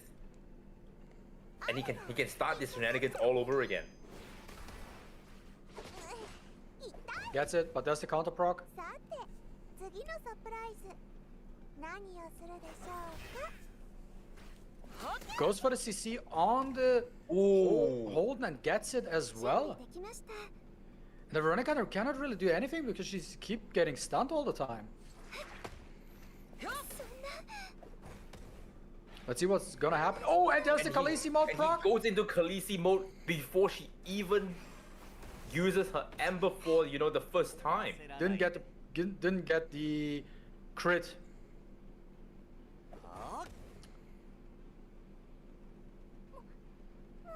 There we go. Focus now the Fushu. Interesting 成長を choice. 感じます Zanya targeting Whatever, the Fushu. all damage you do to Fushi at the moment is also pushing the Tiamat. Exactly. Because of the damage sharing. And he gets, And the, he he gets stuns there because the Lilith is now controlling the match. The Lilith seems And to be the very Lilith annoying. goes down, and the Fushu goes down. Can the Lilith this- proc now the extra turn? We will see. And there we see the Amber proc. 準備でき There ま is し the た first Ember proc. And now again, Zim has gotten, you know, another chance to re-stabilize. まあ見ていてください And this is the problem when you don't have, you know, the tempo, right? And This the is what happens when Veronica you don't just have the tempo. the Veronica You- just you keeps just getting lose. stunned. Yeah. The Veronica just keeps getting stunned. I don't know when the last time she actually moved. I think outside of turn 1 she didn't do anything. I think she did one buff steal and that's about it. さて This is what happens when, you know, you have a Lilith plus a Lily, and you get Lilith to get going. You just don't get to play the game anymore. But there is the counter. しないで This is where it can become. I think if you don't get the stun on, he gets the stun on the Holden, which was very important. Otherwise, the Holden would have probably just revenged and killed off the Lilith. みんな大丈夫 Now, this is a Zuru CC versus Bruiser matchup with the Lilith in there. What Could does also- Tana could want also to be do Amber now? Heart. Does he try to just, you know, kill off the Lilith? Or does he put up the shield with the heals and stuff? Goes for the S2. He decides to go for that. 私の分 Gets the Bramble proc, And there goes the and Tiamat 3 down. hits brings it down. The Rahu paid his tax. 準備 Let's で see. きま GG. That's game over. And that's game. All to 2-0. Zim. Now, this is looking grim now for Tana. Can he make a big comeback? Can he reverse sweep 3-2? That is the question right now. Yeah, and we're about to find That out here is because the Tana has question. first pick. Tana has first pick. That's the important part here. Will he change his pre-ban or will he go for something else instead? Goes for the pre-ban this time. But how is Tana going to respond here? Is he going to go with the standard opening? Let's see, Big goes with Plume. Plume.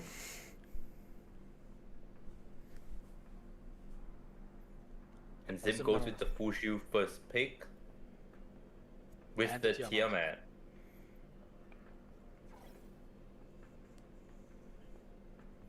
Now Thana Also- gets to, you know, get his first unit on 3, so let's see what he chooses. Also keep in mind that the Rahu was also putting a lot of work on Sim's side in the last match. Was doing a lot of follow-up attacks. Countering, stuff like that. So this was very, very helpful and strong for Sim's side. Dynamite wants to lock in the Rahu into his protected. Maybe he also wants to get the Zanya. Gets the Zanya this time around. Wants to make sure that he has some sort of cleansing going on his side. And you see Zim instantly picks up the Lily on 3 with the Rahu, completely denying Thana from picking the Rahu to have the Plume Rahu combo. And Thana picks up the Vero instead, But what does he get on 5 here? Because he needs another DPS. I mean, Lilium is still up for. Oh, goes with the Selene. The lens. I'm surprised now. Is this the first showcase for Celine? I It know. I is. think we no. I think we have seen Selens before.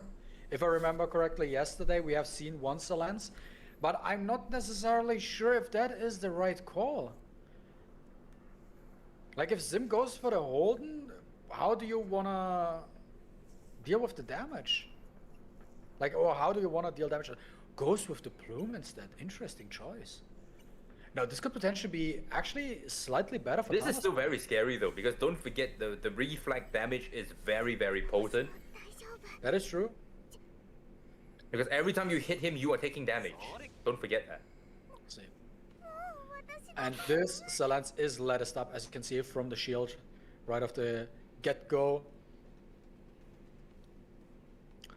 Let it get And turn taking 1. his time, thinking about who he wants to push up. I mean, it's Chooses the obvious. Tiamat. Does he want to play passive here, or does he want to go in aggressive? Or decides to go Goes for- passive. 潮が All right, setting up his place because right now he can also use that to extend. So he's extending everything, making everything look good. 3 stacks of bloodshed on Tiamat already, Okay. and the gigabytes are proccing here, and that's how he's going to be cheating his turn meter. Now he thinks about it. Who does he want to potentially give the HP stack to? And he decides to give it to Veronica. And we can see that both sides are just playing setup at the moment. They're, setting up for, Here the we go. big swing. The Silence is going on with her as free, gets the Forgetfulness on only Lily, and Rahu does not land it on the Tiamat, and also the Lingla resisted the Forgetfulness. No, the Tiamat also has forgetfulness. It's just Oh, that and there's then too just many see- buffs. Good. Okay, but did miss it on the Lingla. Now he Yes. thinks about does he wants to steal, which makes perfect sense here right now. Does not go Now, for right the now, I steal. think, yeah. I mean, Interesting you don't choice. have to go for the steal yet because you want to steal the immunity, right? So you Potentially, just true. bypass the shield. You just bypass the shield and you just shave off his HP. Because right now you can also do the strip right here. And now the aqua shield is up, guys. Remember, this is now where it gets scary. Because this is where all the reflect damage comes in. やっぱりちょっと怖いかも Let's see how this plays out. Okay, you can see them breaking their shields because of the aqua shield here, and the aqua shield is gone now on the Holden. So now he has to focus the Holden, but he decides to heal up instead. We can see that this Link is also tofu'd up because the Yeah. S3 is on Fortune cooldown. Now the Tiamat is moving, focusing on the Holden right now. Does get the proc of the Rahu. But now you get Now the the gigabyte, gigabyte the gigabyte procs as well. Now you attack the lady, you don't wanna proc any brambles right now. That's the And now the artisan. artisan goes up. And now that's he the decides to S3. go in for the strip, and then he's gonna probably just steal whatever is available. 焦らないで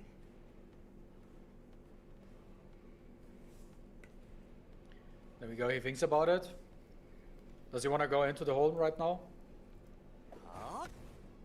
He goes onto the Holden right now. And here's Lily's time to move. Goes for the S1. Gets the hit. Gets the stack up for the route, but does not get the follow-up. And here's the Silence reapplying the Aqua Shield. 潮が And now this is just a a perma aqua shield. You're just gonna be all your shields are down now, so you are gonna be taking actual damage. But the Tiamat actually, Oh, this could actually hurt for the Tiamat right now. yeah, 'Cause the Aqua right now the Shield is Tiamat is up. gonna take a good amount of damage here, plus a counter attack. And there is the Veronica. We were waiting for her. Now's the time to potentially steal some healing. He thinks about it. Maybe who he wants to steal the buffs from. Resisted.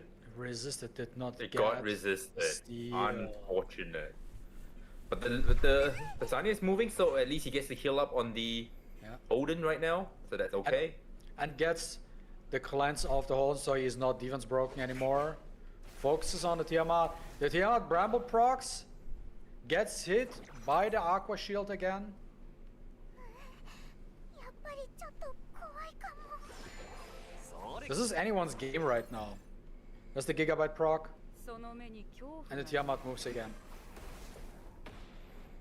It's free. And the Holden The is Holden about holding to on die. by a thread, but the Holden is going down now. Holden dies now. But here's the Zanya, and Zanya can bring Holden. Lasagna can just bring her back, yeah. And I think it's also a safe situation because the lens is about to move. She can apply the Aqua Shield to help out the Holden to stay alive as well. Maybe the S2 of the Veronica might be available as well to apply a shield. There we go. Probably chooses the Lily. And There now we go. he's gonna get an extra layer of shield. There's the S2. And there's a big shield on the Holden to keep him safe. Because that's what you need right now. There's the Tiamat hitting the Aqua Shield again. 震えるがいい And you can see the Aqua Shield, you know, got rid of the shield on the Tiamat. この程度か But it's not This is looking on. good for Tana's side. He's Yeah. already very chipped down. Yeah, he's playing really from behind. The units are not fast enough right 背中 now. を押してくれてる。 And really, Zim has momentum because the Lily does provide the speed buff, and that allows Zim to cycle a lot faster. And we have seen in the tournament so far, Rahu is very oppressive. And has a lot of, like, has a very high win rate so far. And there goes the Silence. It's looking pretty hopeless on Tana's end right here. What kind of miracle can he pull off at the moment? Because all those whale press, all those shielding, is there, and he Oh. chooses to give up. And Tana decides, nope, it's not working out for him anymore, and decides to scoop. That's game 3-0 to Zim. Very convincing performance right here, right there. And we have our two finalists for the grand finals. And we have Borg. This is our final. Zim. Bok against Zim for a best of 5, which we will come back in 5 minutes. Exactly. So, be right back. But we will just get them in here at the moment. And this is our finalists, ladies and gentlemen. Bok against Zim for a best of 5, which will start in 5 minutes. So stick around, and we will start very shortly.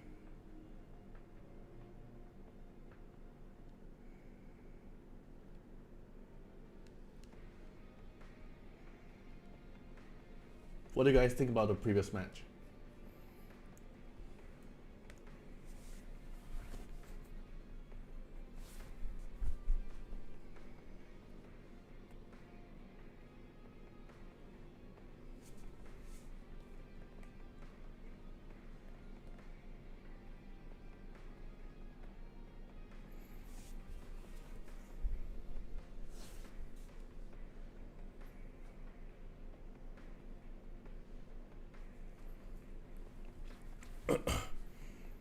We're probably gonna see like more board gameplay with Kokardi. And Kokardi so far have very high win rate. Like if you don't have built CC unit, if you don't like if your Viper picks and then they just ban away your Viper, it's actually very hard to counter Kokardi because his weakness is actually getting CC, then he can actually get targeted, and he's actually pretty squishy. You can just kill him very easily. But the problem is most of the time when they build Kokardi in a team, they will try to protect Kokardi without getting CC, so you can always maintain a passive. And then you're actually just forcing to hit the other unit. For example, they pair with like Tiamat or like Sanya. If you hit Sanya, then probably the Strife just getting a Terminator push, right? And if you hit Tiamat or the other bruiser, let's say like Rahu, they're probably just gonna prop a Bramble and hit you back. So it's actually very annoying to deal with, especially in a bruiser matchup, like bruiser mirror, right? Because your damage is not going to be fast enough to kill the other enemy, while the Kokardi player there can actually just slowly stack up every Calamity Flame and do damage to you at the same time also applying the indirect true damage from the Calamity Flame. That's one of the reasons why Kokadi actually does so much damage in a Bruiser mirror. Like, if you're a Cleave player, probably Kokadi is not actually the pick for you because he needs time to ramp up the stack, everything. But in a Bruiser matchup, we can actually see how good the value is for Kokadi. Like, player have been talking about Kokadi's damage is low, but he actually just needs the time to actually stack up the Calamity Flame to do the indirect true damage. And because you can't target him, you're forced to hit the other target, actually makes the Bramble value a lot more higher, and also the Strife value as well. So I'm actually curious like how Zim is actually going to counter box Kokadi if he actually brings in Kokadi. Or is he just gonna ban Kokadi away? Well, so far Kokadi's gameplay is like 100% win rate. I don't think I actually saw Kokadi actually lost in at least in this tournament currently. Because if the player actually builds in like CC, like for example previously like the mill, right? Then you just keep on banning the mill, don't let the mill come in. Then it's actually very hard to re-counter back the Kokadi. And once you bring out the Viper, then they're gonna ban out your Viper. It's actually pretty hard. And but that at the same time, it's also a very good showcase for Kokadi. Now, chat, we are going into the grand finals. Borg versus Zim. Can we all get a round of applause for all the participants in this tournament so far? It was a great experience. Great 2 days we had so far, all the way up to this matchup here, Borg versus Zim. They're playing for a total of $2,000, I think, is going to the first place, and I think 1,200 for second place. Or did I mix up something? Sorry. It's correct. It's correct.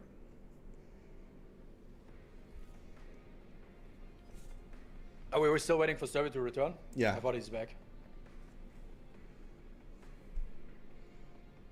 But yeah, GG's and thank you everybody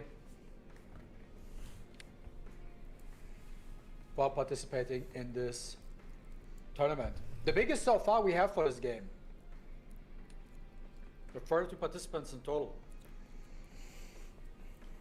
The longest time for live streaming for this as well, because it's 2 days long and every match is actually longer compared to the other tournament. Because the other tournament is like top 8 and then we just instantly go into the fight. Like one of the previous one I host is like top 8 instantly fight, but this one we have to go through from top 32 step by step, takes a lot of time. Exactly. And I think we had a good showcase of variety, right? Yeah. Overall, we had CC, we had Bruiser, we had even a Cleave. Hey, I'm surprised we have seen that out of the woodwork. And it paid off. It paid off. That was currently my personal highlight of this tournament so far. Was happy to see that as well. Yeah. And yeah, outside of that, we now have the finale, Bruiser versus Bruiser. I think this also clears a picture about the current meta of the game. What is strong and what is not that strong overall. But yeah, interesting. We have a best of 5. We just had a very convincing 3-0 from Zim. But let's see how this will play out this time, right? Because I think both have Kokadi, Borg has Born, Zim has Lilith. So let's see how they adjust to each other. This tournament actually Are we ready? showcased Kokadi a lot, like the value of Kokadi is actually very good. Especially in these Bruiser mirrors where there's no CC. Yeah. You just can just stick there and yeah, like I wait for my turn to come around and then just like hit. You can't target me anyways. It's like whatever. Yeah. All right, are we ready, guys? Right, They are so ready. so that's it. Our top 4 matches are already done, and these 2 players are our current grand final players to actually play for it. And then with all the strategy, counterpick, and clutch plays, there's only 2 players remain. And the champion is going to get 2,000 USD as a prize pool, and then the second one is going to get 1,200 USD as a prize pool, and this match is going to be BO5 as well. And yeah, let's go. Let's see how this plays out. I fully expect, what I hope to see in this finale is that Borg pulls out the Andrew. That's what I hope to see. Best of 5, Borg against Zim. Let's go. On to the first round. What are they going to pre-ban? Are they going to pre-ban the usual, just to feel their opponent out at the moment? Or are they going to use their note-taking to pre-ban already, right off the get-go?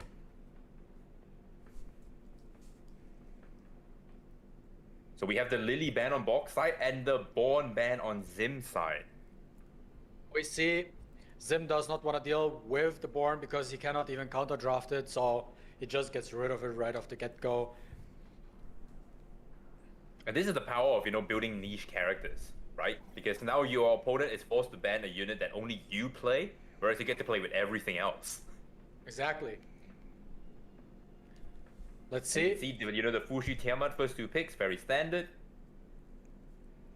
And Zim goes with the Rahu Zanya pick. I'm actually surprised at this point in time that what we have seen from the tournament so far, that Rahu is like an extremely, extremely high win rate so far. Why is he not getting first pick, second pick, however you wanna call it? And most of the time it's the Tiamat that gets picked, but Rahu is actually the one that does everything in this tournament so far. Yeah, I mean, we did see Splunk try out banning the Rahu, but then he just got eaten alive. Because that's also denying you the pick to pick the Rahu. And if you already, built your entire account to be, Bruiser, that is a very important unit for you to have in your arsenal, even if that means giving it to your opponent, right? Zim locks in Linglau and Kokari. How does Bog respond? Do we get a surprise last pick? Maybe ACC option? He puts out the Yami! Where's that coming from? Yo, this is the Very aggressive draft from Bok side. Very aggressive draft from Bok side. And a pretty standard draft on Zim side, countering Bruisers. With 2 healers, a stripper, and, 2 bruisers. So what did they decide to ban? That's the important question here. I fully expect a Plume ban, but I don't know what Zim is going to ban. Oh, he bans the Yali. Yeah, but Protecting the Kokardi and also banning out the Kokardi. So they both read each other very well. Yeah. Good call. The one guy said, you want to play Kokari, you have to ban Yali. 私の手腕見せて And the other one says, yeah, you gotta ban Kokari if I ban you Yali, right? 瞬き現金 Yeah, because you can see that, on Bok's side, he has the initiative with the Doki Doki, right? Yes, exactly. Now Zim gets to act. Does he go with the S3? I mean, why not? Makes no sense to not use it at the end of the day. The old will get the Ooh. follow-up. Fuchu First resisted. follow-up already. And there's a reset on the Rahu And the pushback. Odin say, no chance, you are not getting any stacks here. Completely resets the Rahu. ないわ And the Zane heals up the Rahu to 100% back. And you can see the speed tuning here on Bok's side is very nice, because the Fushu is moving first before the Tiamat. And now he uses the S2 just to 私を信じてください increase the duration of the speed buff. Right? So the Plume Yeah, and the because Zane right- can rotate fast. Because right now there is no tempo on the side of Zim. So he needs the speed buff to, naturally take the turn a lot quicker here. There you go. Now you can easily just hit S1 with the Tiamat button. And he does it, and half HP. We have seen how ridiculous the damage of Tiamat is in this tournament so far with her S1. It deals unnatural high damage. So I've never seen anyone actually pressing S3 with her. Yeah, the S3 is actually not her best skill at all. It's always the S2 and the S1, and her transformed Khaleesi mode AoE. Yeah, which And you can see basically the combo skills up with going. the S1 too. And you can see the combo going on here with the, Doki and Fushu. Now the Fushu has the S3 ready again, so now you're on 4 turns of Moonlit Veil, which is very, very detrimental for Zim right now. And with the Wild Prayer, the defense break got immediately cleansed. We're gonna do S1 again, Bing Bong. And the Holden is dangerously low here. Now we see another き現金よ attack. Revenge Again, from fully Holden. resetting everything once again, and now they're good. They're desperately trying to heal up the Rahu. There And you you can see go. the whole strategy here is just to keep that Rahu in check. Don't give him any ref stacks because he's gonna do this that we just saw, where he sims and assists. But now Bok got the chance to Moonlit Veil shield up again, but does not go for it because he still has 2 stacks available. He's going for all the damage he can possible. Puts the defense down on the Rahu. And that just... Bramble proc. That is a crazy Bramble procs from a defense break into a counter attack from Tiamat. Both of them are And now there we see the S3. Wow. Yeah. Bok getting one-shotted into Khaleesi mode. Oh my god. Whoa. And Zim was like, Zim- nah. I'm not watching the kill cam. I'm not watching the kill cam. I just scoop out of the match immediately. Let's jump into game 2. He was like, Alright, F, and and I'm now- out. I'm out. And now Bok has the advantage here, winning the first set and getting the first pick. Let's see how they adapt.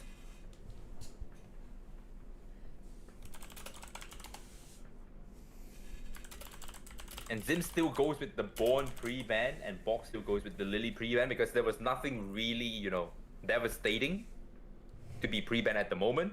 And Bok goes in with the Tiamat first pick. Yeah, A they're very running well back. built Tiamat too. Zim goes with the Plume and the Fushu. Does deny the Fushu pick from Bok's side. Yeah, we know how powerful, you know, the Tiamat Fushu combo is. And Bok this time decides to hold on. Picks up the Yelly Yelly second. on 2 with a Doki on 3. Wait, what's gonna happen here? Well, what's with that Yelly pick out of nowhere? He's preemptively stopping the Kokardi on 5. I have a feeling that Yelly is a blood buff revelation Yelly. I'm telling you that right off the get-go. I have a strong feeling that is a blood buff revelation Yelly. This is interesting. Now, how is Bok going to finish up his draft? Because he still does not have a healer for the Tiamat. On the other side, what you have to look at it is Zim doesn't have any sort of DPS in his team drafted right now. Like there's Bloom, there's Veronica, the Kokardi. healers, but Oh, he just takes up the Kokardi Messiah? and Messiah. and the Ember Messiah is coming out of the wood. What is He this? finally drafted Ember Messiah. Ember And you can- Messiah seeing his debut today live on this particular event.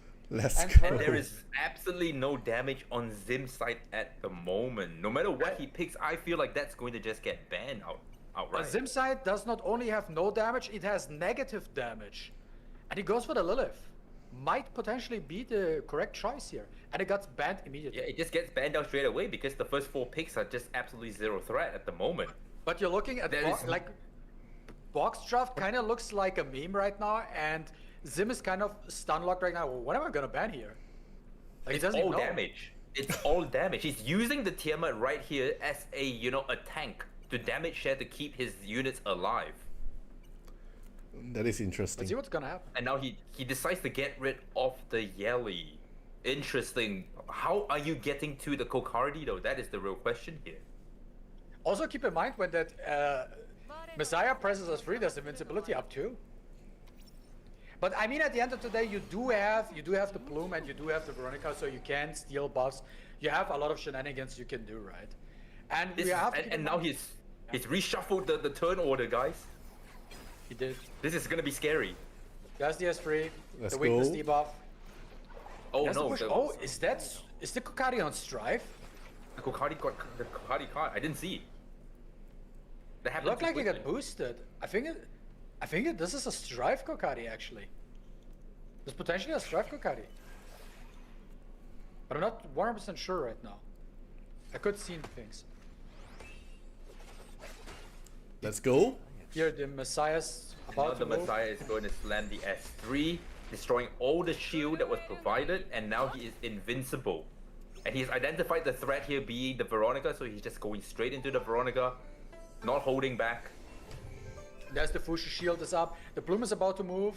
But the Plume does not have the S3, so cannot strip anything right now. But the Veronica is about to move, and she can steal the invincibility from the Messiah and reapply it to the entire team.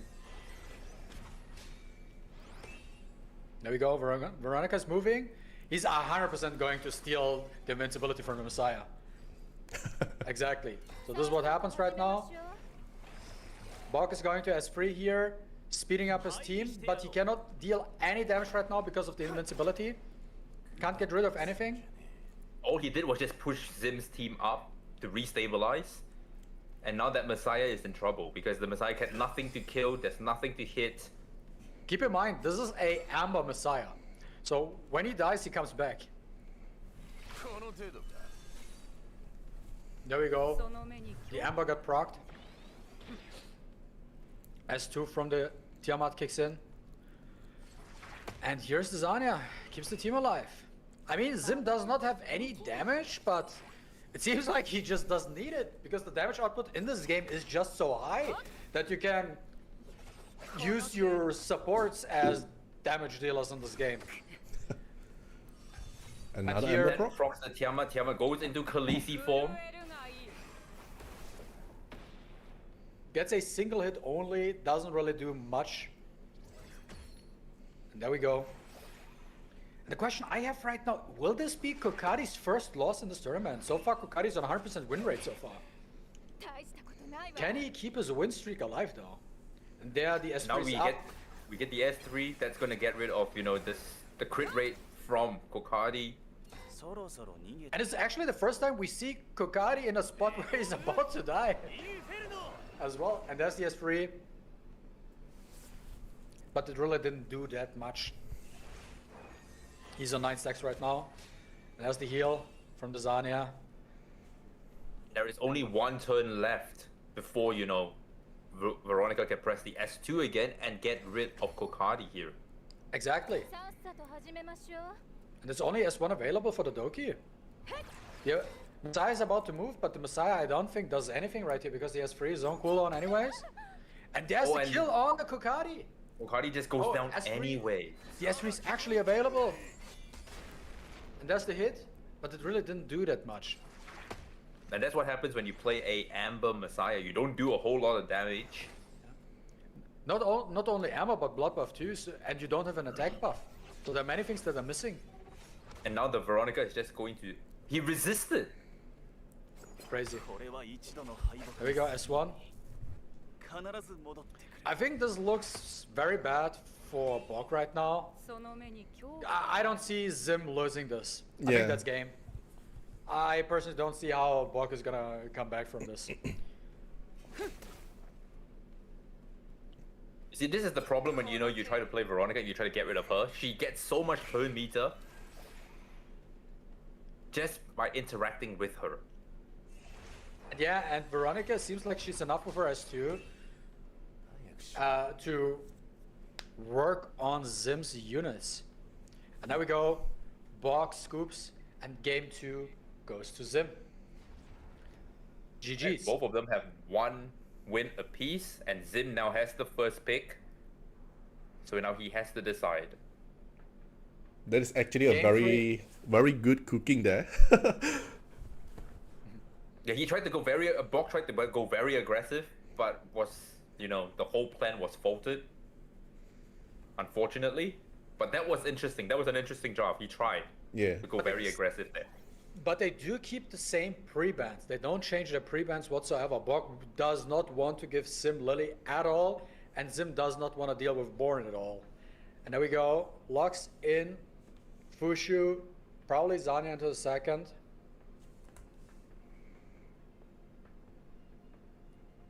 So Let's Zim see is what he going wants with in. the whole strategy of just taking all the healers first away from, Tiamat and locking in the Rahu. How does Bok respond here? Is he going to put a healer on 3 to secure a healer? No, he goes with the tempo Goes on with the 3 Doki Doki again. Yelly. And the and then Yali. picks up the Ellie, denying the Kokari pick. With Bok, you never know what he's gonna pick. One time you Yeah, see you a Yali, the don't. next time you see a Andrew, you never know. Thanks to the last match, we can't say for sure what Bok is going to pick. That shows that the depth of range. roster that he has. And the amount of clown he had for breakfast. Oh as yeah. well. Are we getting Hoyan? Really? To counter Thinks Yelly. about it. Could potentially. Maybe he's like, you know what? I'll give you Yali, but I'll lock in the Hoyan. But who knows? Those are the mind games you have to consider. Because from the looks of it, he is just planning to, Oh, He thinks about it right changed his mind. He changes his mind. No, Oh, he goes with the Viper. Viper. Okay. Interesting choice here. Now, Bok, what is he going to decide to lock in? I don't think the Messiah worked out the last time. I'm not seeing him picking the Messiah. He could pick out the Andrew right now, but I think that would be also troll. He does need something. He needs something to juice up his team right now. He needs a juicer. What will it be? Nymphonia. Lock in. If you pick up the Nymphonia, you have to get rid of, I don't know. Do you want to get rid of the Viper or do you want to get rid of the Veronica at this point in time? I'm not sure. But interesting draft from both. I'm wondering what he's trying to pre-ban here with the Nymphonia last pick. Is it the Veronica or the Viper? I'm not so sure either because like there are two units that could potentially just strip off your utility, right? Mm-hmm. He goes with the Yale and the Viper. Okay, kind of makes sense. But I mean, you can't forget at the end of the day, Nymphonial is also a source of putting immunity, putting a shield up, cleansing, healing, right? So you can't forget about these options. And this Nymphonial is on Halloween as well. Let's see how this plays out, and if Borg can come back for match 3. Does he want to press the S3 right now, knowing that, you know, Veronica is going to move very shortly? Chooses not to do so. He doesn't feel the need to do it at the moment. Because it would also be interesting where he presses the S3, let the Veronica steal it, and then uses his plume to just get rid of it all, right? Yeah. In this instance, I think you have to play Tiamat relatively passive. Right? Get your stacks up. Make sure you're going to Khaleesi mode as soon as possible. Goes to the S3 instead. No taunt. Did not land a single taunt. Not a single taunt was landed in this one. Let's see how this plays out. S3 Moonlit Veil, as usual. Defense buff was also going up on Zim's side.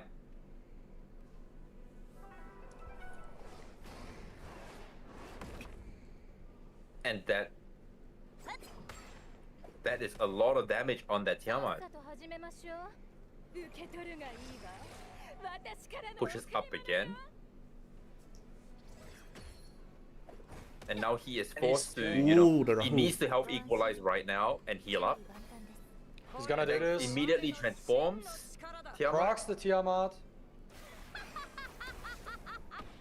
Unfortunately, the Tiamat transformed a little too late when the Moonlit Veil is already up, so now it is going to be an uphill battle for Bob. Yeah. Plus the defense buff is up, the shield is up, so she can't really. She's not that big of a threat right now. There's the S2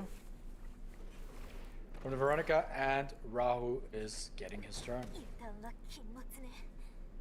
And Zim just plays it like it's business as usual for him right now. It looks very convincing on his side so far. Bok seems like he struggles a bit. I'm not sure if the Nymphonia was actually the right choice. Here he gets the AoE strip, lands it. And there is another S2 healing. The Nymphonia does help. Nymphonia doing things with the help of, you know, Doki Doki resetting her cooldowns. There we go. And now 8 stacks of Wrath stacks, you just don't know when this Rahu decides to simp. There we go, there's the S. That's the big hit. But didn't do much. And here's Zani again, just can heal back up. There we go. Gets rid of the defense break as well. Exactly. We're stacking up the Curse Quill. It's a matter of whether can he get the 10 stacks before, you know, she drops. That's the real question here. And now, you know, another AoE, HP shaving, shielding. Exactly. It's insane. And now all he really has is a shield plus immunity. Yeah, this is which the the time Veronica where is just going to just steal it. Exactly. But this is the time where you actually want to shield up. Because there could You don't have also a choice be here. yeah, there's no choice. There's actually no choice.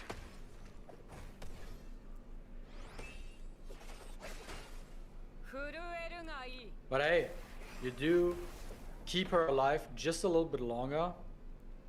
At least keep her as the Rahu target. And Not this some- feels bad because he's going to just steal everything and work down the Doki Doki at the same time. And the other plume goes down. 4 versus 3 type of situation.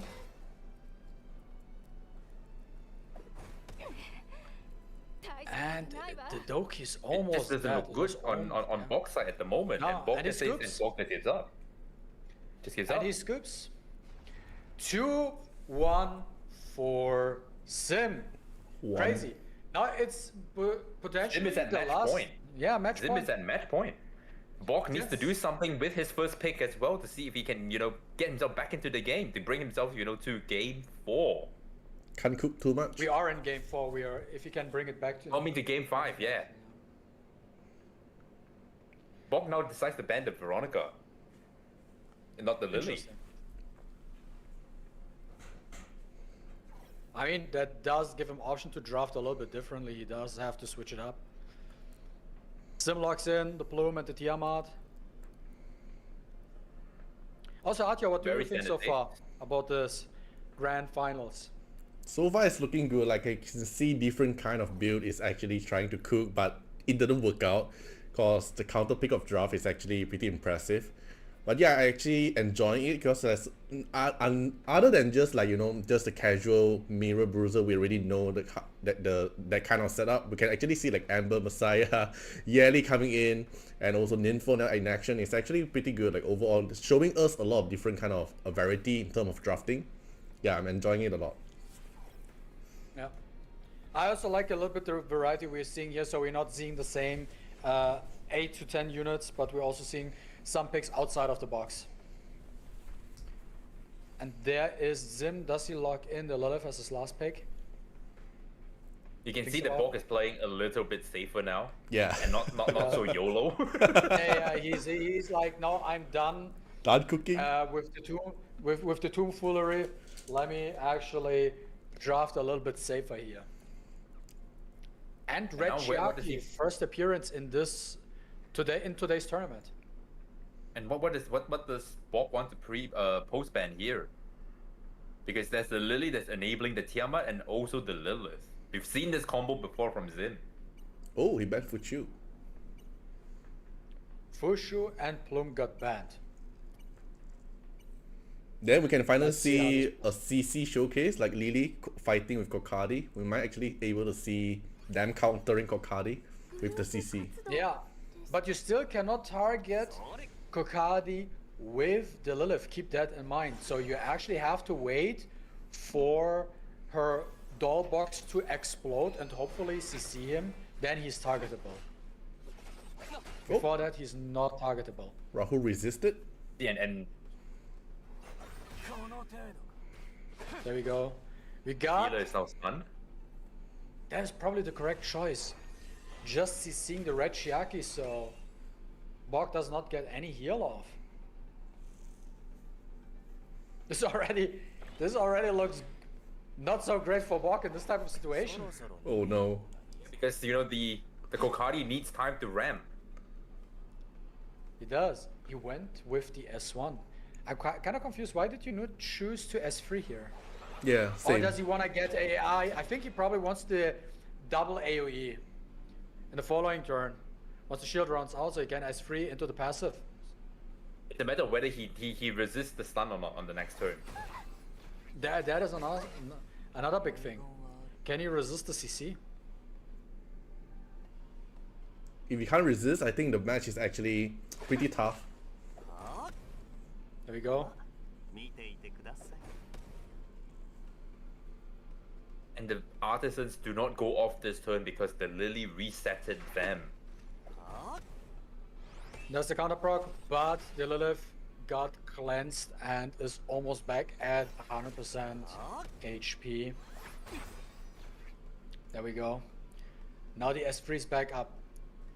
Do you want to S3 here? That is the question, because if you S3 here, you're resetting the timer on the Kokadi. And the Holden as well. But I think resetting it and then just stun the healer again is actually a pretty good choice as well. Oh, he did not. Yeah. Oh, gain Oh, he turn. gains an extra turn anyway. Another So turn? he's just constantly doing damage here. That's the And problem. it doesn't matter because the Tiamat is just gonna end the career for Rahu. Oh my god. And the Rahu goes down. This looks pretty bad for Bog. Hey, but you never know. We could see the craziest comeback. Kukadi is alive. He could resist the CC from the Lilith. We There's a can't count it double out AoE just coming yet. up. Not yet. It's not over yet.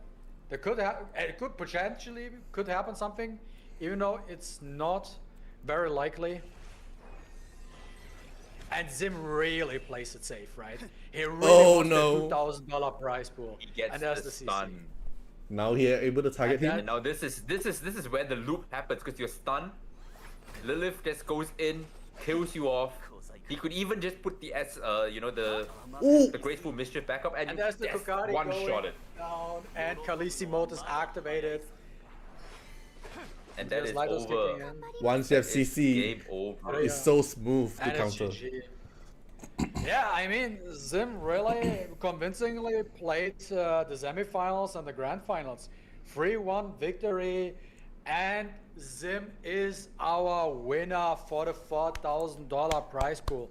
He really played out of his mind. He really wanted that $2,000 winning. He really went for. He was like, no man, give me. I need this. I need this. I need to buy the lattes. I need to buy the lattice. I want to go on vacation. Maybe I need a new PC. Who knows what he needs?